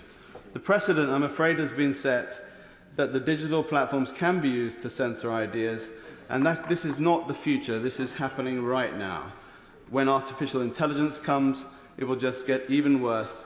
I trust my colleagues on the front bench and in the other house that they will work hard to improve this bill, as I know it can be.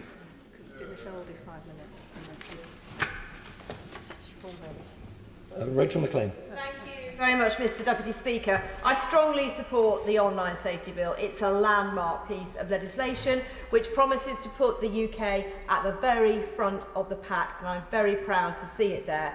We must tackle online abuse while protecting free speech. I believe this bill does get that balance right. I was pleased to serve as part of the last session on the Bill Committee, and I'm absolutely delighted to see the bill return to the Chamber today, because the quicker it can get onto the statute book, the more children we can protect from devastating harm.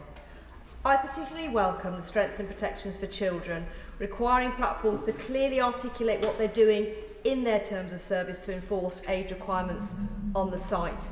It will go some way to reassuring parents that their children's developing brains will not be harmed by early exposure to toxic, degrading and demeaning extreme forms of pornography.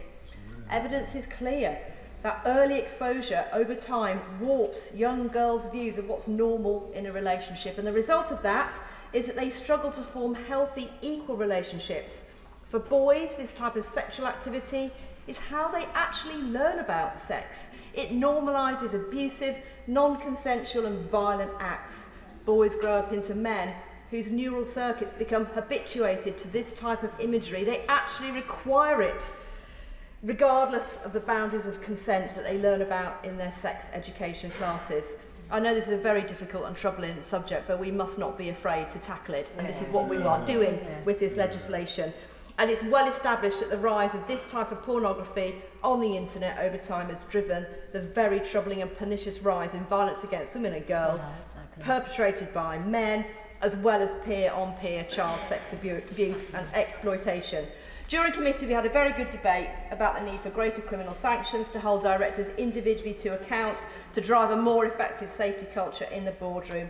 And I'm very proud to serve in this chamber with my right honourable friend from Stowe, my honourable friend from Penistone and Stockbridge, and I've listened to all the work that they've done on their amendment, New Clause 2. I commend them heartily for it.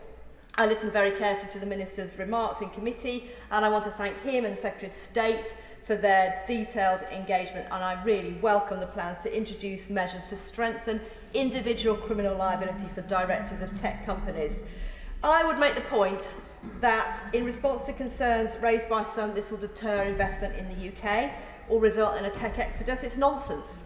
It's absolute nonsense. It's not taken place in Ireland, which still hosts many leading industry headquarters. I'm a former tech entrepreneur, part of the founding team of one of the UK's largest software publishers, and I want to assure the House that this forward-leaning legislation and regulation that requires innovation to solve compliance and user problems is exactly what drives the engineers to do what they do best, which is to solve problems and develop solutions in the interests of their customers that are valuable across a host of industries and sectors. And the new measures will cement the UK's role as a world leader in this space, underpin our ability to continue to play a leading role in the software industry where we lead.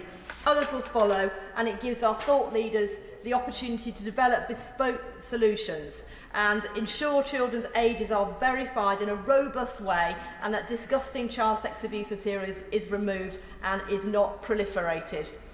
In response to violence against women and girls, there are sensible and workable plans set out to make coercive and controlling behaviour a priority offence, to make platforms take this stuff down without women and girls having to contact them every single time.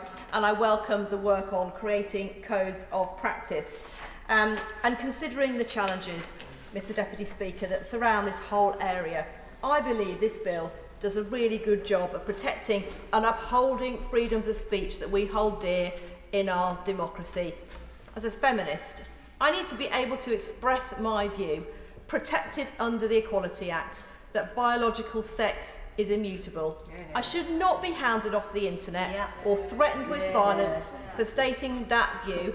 This is at absolutely the same time that we should all seek to improve and support the experiences and the experiences and support of transgender people. We can do both at the same time. We have to have a nuanced and a balanced and a compassionate debate.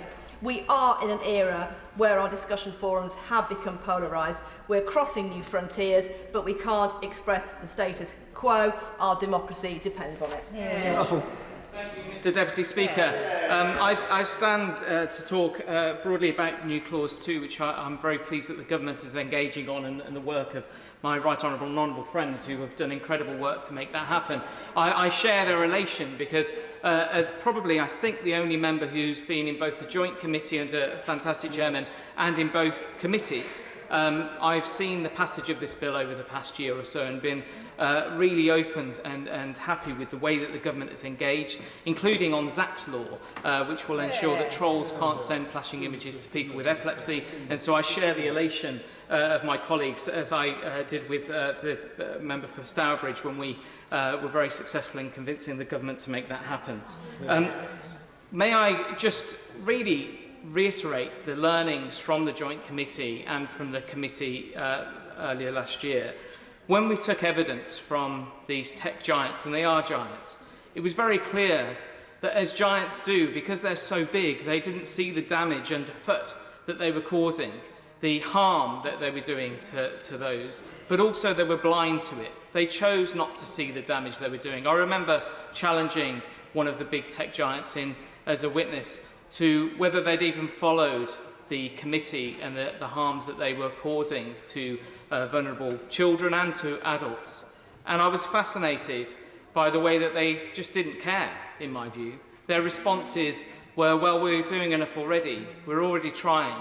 You know, we're putting billions of pounds into supporting people who are being harmed by this. They just didn't see the reality on the ground of young people being damaged. And my namesake, Ian Russell, I remember when interviewing him, I was heartbroken that evening because we had children of a similar age, and I just could not imagine having to have that conversation that he would have had with his family and friends through that terrible tragedy. But yes, I would. I'm most grateful. Is my honourable friend aware that Ian Russell has pointed out that 26% of young people who present at hospital with self-harm and suicide attempts have accessed such predatory, irresponsible and willful online content? Absolutely, my right honourable friend is right, but also one of the real horrors of it was that Facebook weren't going to release, as I understand it, I don't want to break any rules here, but as I understand it, wouldn't release the content that his daughter had been viewing to be able to help with the process of healing.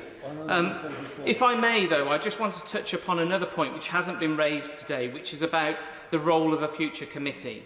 I appreciate this isn't part of the bill, but I do strongly feel that within this House we should have a separate new committee for the online safety bill.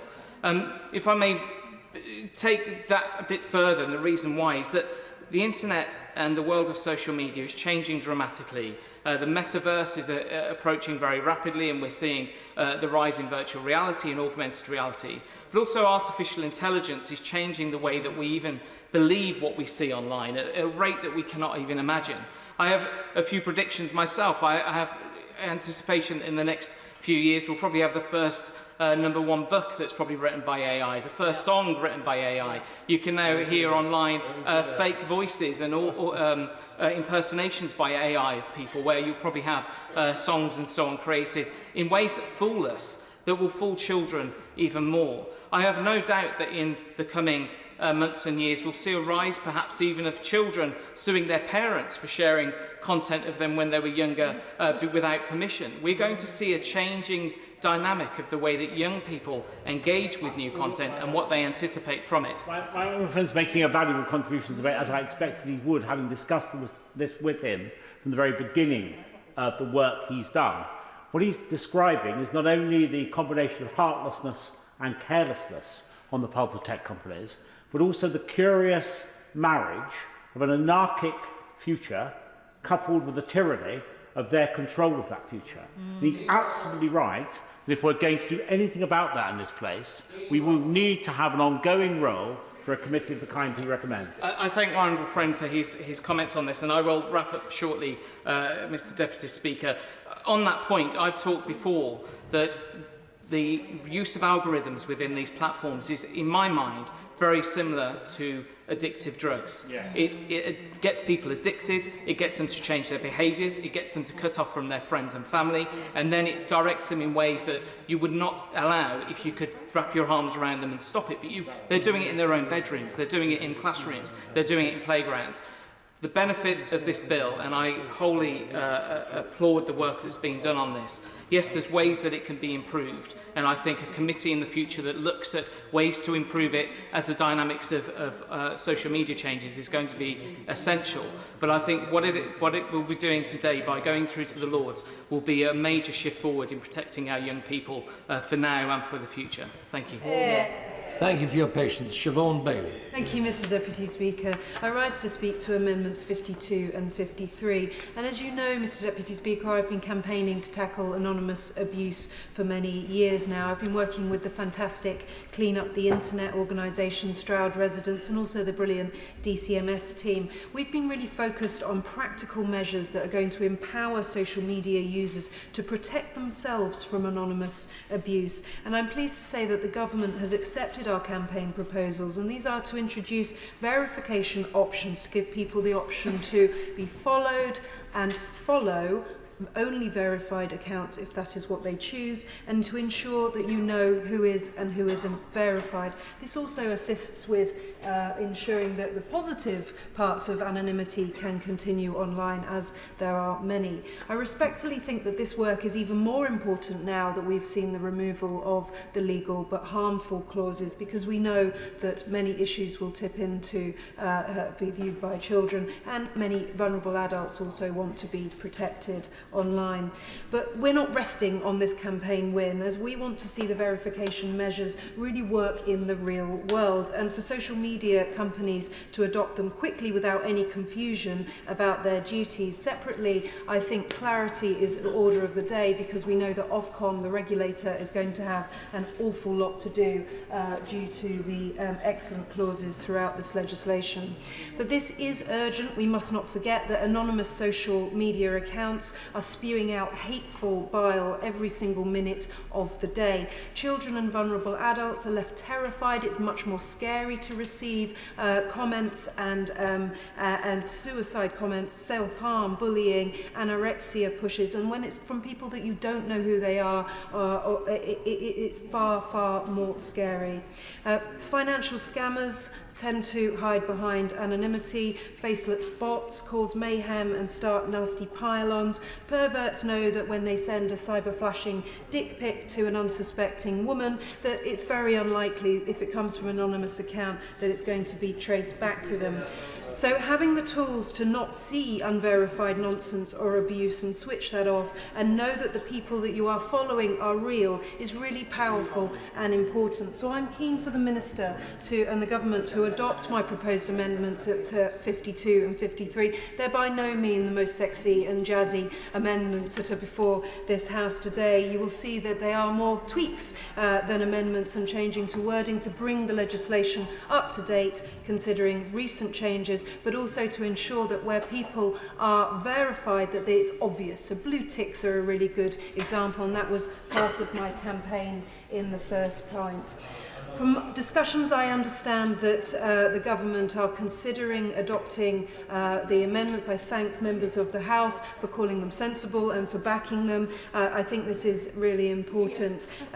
Finally, I've made the case many, many times that the public are expecting us to act and be strong in this area, but they're also expecting things to be happening very quickly. We've waited a very long time, so I think giving people the power to protect themselves and tools to do, whether it's a sliding of a button or to switch something off, I think that is incredibly important. And my great hope from the campaigning that I have done is that young people and adults as well will think about only following unverified accounts through an active choice, and that turning off any of... I will give way, thank you. Just on that specific point, does she realise that the empowerment duties about verified and non-verified users only apply to adult users? Children will not have the option to toggle off unverified users, because the child user empowerment duties do not allow that to happen. Yeah. Thank you. The evidence that we've received is that it's parents that need the powers as well. So we want to make sure that I want to normalise the ability to turn off anonymised accounts, and I think what we will see is for children will do that very naturally, but also to try and persuade their parents to take those stances and to have those conversations in the home. I think it's obviously something I need to take up with her and think quite carefully about as matters proceed through the other place as well. But I've mentioned parents, particularly where we know that parents are very scared about what their children are seeing online. I welcome what the Minister is trying to do with this bill. I welcome the legislation that and the openness to change the legislation. I mean, we're all called rebels whenever we do anything to improve legislation these days, but the reality is that it is our job, and I think we're sending this legislation in a better place to the other House. Thank you. Minister Paul Scully. Thank you, Mr Deputy Speaker. There's a lot to cover in my short time, but first of all, let me thank members for their contribution during today's debate. We've had great contributions from the Honourable and Right Honourable members for Pontypridd, from Witham, from Barking, and I have to put that right, having not mentioned her last time, Gosport, Aberdeen North, Kenilworth and South, and the former Secretary of State, Plymouth, Sutton and Devonport, and Reading East, both, and indeed Leeds East. I'll happily meet the Honourable Member for Plymouth, Sutton and Devonport to talk about incel content as he asked for, and indeed the members for Reading East and Leeds East talk about Ollie Stevens and Joe Nihil, two really tragic examples, and it was good to hear them being the tribute for the changes in the legislation to be mentioned in this place. The Right Honourable Member for South Northamptonshire, Strangford, Dover, Stone, and I'm glad he gave a 3 Weetabix speech there. I'll have to look in the tea room for the Weetabix that he's been eating. The Honourable Member for Pedeston and Stocksbridge, Great Grimsby, Chelmsford, Yeovil, and when he talked about doom scrolling, I would recommend him to maybe talk to the Right Honourable Member for South Holland and the Deepings, because his quoting of G.K. Chesterton shows the advantages of reading books rather than just scrolling through your phone. And indeed the Redditch, Watford and indeed Stroud. So thank you very much. And indeed contributions during the recommittal process as well. The changes that have been made to this bill during that process have strengthened the protections it can offer. Let me just turn to some of the points that were raised. Now, we've carefully reviewed New Clause 2, and I'm sympathetic to the aims of the amendment. We've already demonstrated our commitment elsewhere in the bill to strengthening the protections for children in this bill by bringing forward a series of amendments at previous stages of passage to achieve this. In addition, the bill already includes provisions to make senior managers liable for failing to prevent a provider committing an offence, failure to comply with information notices. But we're committed to ensuring that children are safe online, so we'll work with these honourable members and others to bring an effective amendment in the other place which delivers our shared aims of holding people accountable for their actions in a way which is effective and targeted towards child safety, whilst ensuring the UK remains an attractive place for technology companies to invest and grow. We need to take time to get this right. We intend to base our amendment on the Irish Online Safety and Media Regulation Act 2022, which actually, ironically, was largely based on our work in here, which introduces individual criminal liability for failure to comply with the notice to end contravention. In line with that approach, the final government amendment at the end of ping-pong between the other place and this place will be carefully designed to capture instances where senior managers or those purporting to act in that capacity have consented or connived in ignoring enforceable requirements, risking serious harm to children. The criminal penalties, including imprisonment and fines, will be commensurate with similar offences. Whilst this amendment will not affect those who have acted in good faith to comply in a proportionate way, it gives the Act additional teeth, as we've heard, to deliver the change that we all want and ensure that people are held to account if they fail to properly protect children. As my right honourable friend, the member for Witham, has made clear, child protection and strong implementation are at the heart of this legislation. The bill's strongest protections are for children, and companies will be held accountable for the safety of children. Now, I can't guarantee the timings that she asked for, but we will not dilute our commitment, and we've already started speaking to companies about in this area, but we'll also continue to work with her and others. I will give way here, and then I'll give way. I thank my honourable friend. My honourable friend has rightly prioritised the protection of children, and he will recall that throughout this debate, a number of honourable members have asked the government to consider the amendment that will be brought forward in the other place by the noble Baroness Kidron, which will require coroners to have access to data in cases where the tragic death of a child may be related to social media and other online activities. So is it possible for my honourable friend to give a commitment from the dispatch box that the government would look favourably at that amendment? I don't mind right honourable friends, and coroners already have some powers in this area, but we do hear the cases that he and others have raised about where that's not been the case. So yes, indeed, would happily work with Baroness Kidron and others to look favourably on making changes where necessary. And I will give way, sorry, yes. The Minister's very good. I'm just conscious, and I absolutely agree that our focus has been around protecting children, but is he also as concerned as I am in terms of the disinformation and misinformation and the societal impacts in our democracy, not just in our country but elsewhere? And given that the member for Watford suggested a standing committee that would be able to monitor these impacts, is that something that he will reconsider? Well, I think what we'll need to do, I thank the Honourable Lady for that intervention, in terms of future-proofing this, it's one of the reasons that we've tried to make the legislation as flexible as possible, as technologically neutral as possible, to be able to adapt with changes. And I think we will need to review this legislation and indeed, I'm sure, as technology changes, come back with new legislation in the future to make sure that we continue to be world-beating. But let's see where we end up with that. Now, I will give way very briefly, but just following the response you gave to our honourable friend member for Bromsgrove, if it is the case that coroners can't access data and information they need to go about their duties, as was the frustration of the Molly Russell case, is he saying that the government will be prepared to close that loophole in the laws? Well, I think we'll certainly work with others to address this, and if there is a loophole there, we will absolutely, look to act on that, because we want to make sure that this power. I won't give way for just a second. Oh, actually, no, I will give it. I'm grateful to the Minister for giving way. He was commenting on my earlier remarks around new clause 2 and the specifics around a timetable. If I may suggest, completely recognise that so much of this work is under development. In my remarks, I had asked for a timetable in regards to engagement with the tech firms, but also transparency to this House on the progress that is made around developing the regulations around criminal liability. I think it's important that this House sees that and we follow every single stage of that process.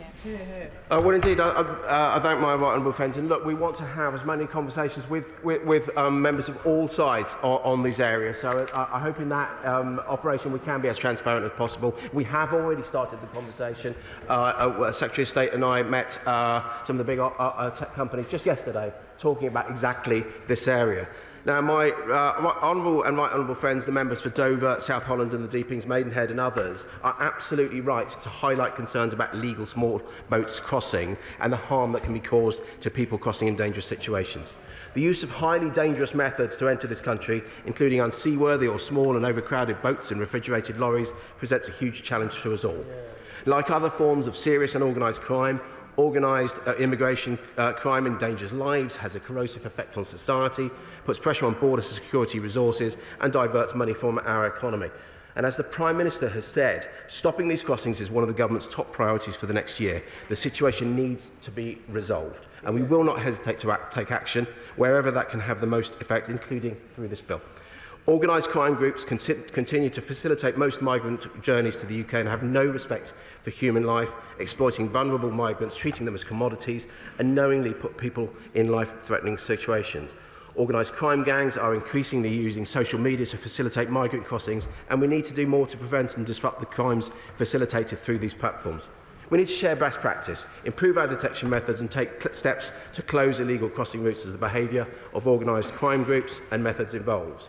However, this amendment risks having unforeseen consequences for the bill. It could bring into question the meaning of the term contents elsewhere in the bill, with unpredictable implications for how the courts and companies interpret this.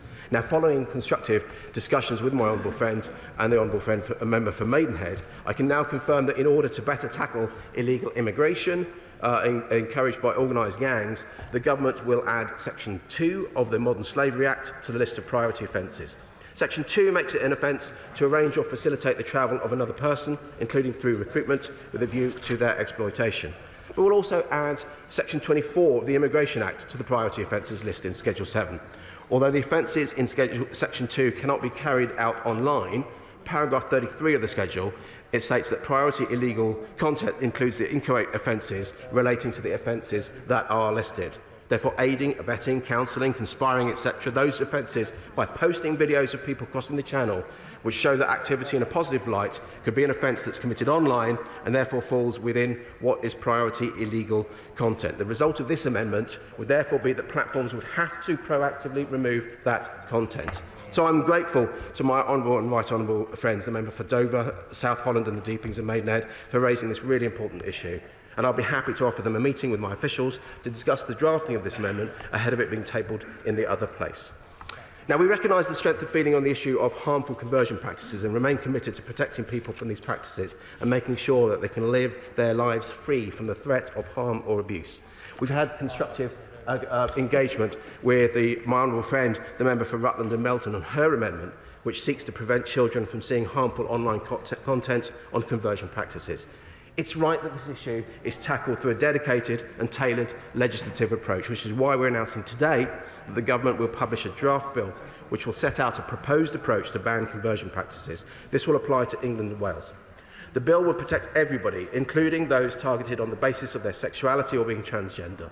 The government will publish the bill shortly and will ask for pre-legislative scrutiny by a joint committee in this parliamentary session. This is a complex area, and pre-legislative scrutiny exists to help ensure that any bill introduced to Parliament does not cause unintended consequences. It will also ensure that the bill benefits from stakeholder expertise and input from parliamentarians. The legislation must not, through a lack of clarity, harm the growing number of children and young adults experiencing gender-related distress through inadvertently criminalising or chilling legitimate conversations parents or clinicians may have with their children. It's an important issue and needs a targeted and robust approach which a dedicated bill will provide.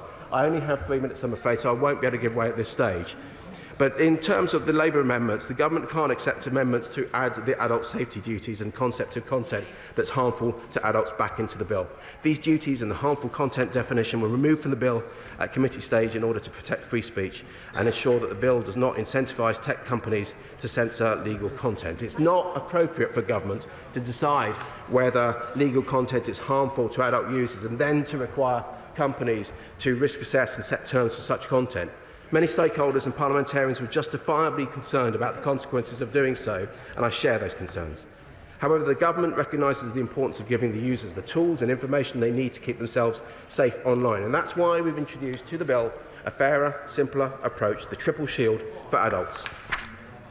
Now, we've talked a little about user empowerment. I'm not going to have time to cover some of that, but we do believe that we have struck the right balance between empowering adult users over the content they see and engage with online while upholding rights to free expression. And for those reasons I've set out, I'm not able to accept the honourable members' amendments. I hope they will therefore withdraw them.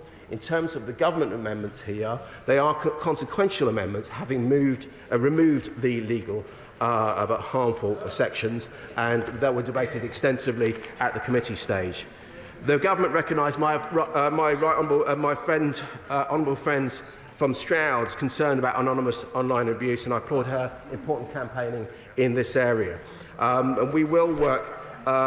We do expect Ofcom to recommend effective tools for compliance with the requirement that these tools can be applied to users who wish to filter out non-verified users. And I agree that this is a really important issue, as is her issue covering her Amendment 52, and I'm happy to continue working with her and to deliver her objectives in this area. In terms of my honourable friend from Chelmsford, again, we take the issue incredibly seriously. She has spoken really powerfully on this. We are committed to introducing a new communications offence of the intentional encouragement and assistance of self-harm, and that will apply to all victims of encouragement, children as well as adults. We will work with I don't have time to think, but let me just again thank all members attending for the contribution to today's debate. I just want to pay all my tribute to my officials and to all of the ministers who have worked on this over such a long time. Thank you. Is it your pleasure that new clause 1 be withdrawn? So new clause 1 by leave withdrawn. Under the order of the House of the 5th of December 2022, I must now put the questions necessary to bring proceedings on consideration to a conclusion. New clause 4 has been selected for a separate decision. Alex Davies-Jones to move new clause 4 formally. I'd like to move. The question is that new clause 4 be added to the bill. As many of that opinion say aye. Aye. Contrary, no. Aye. Division! Clear the lobbies.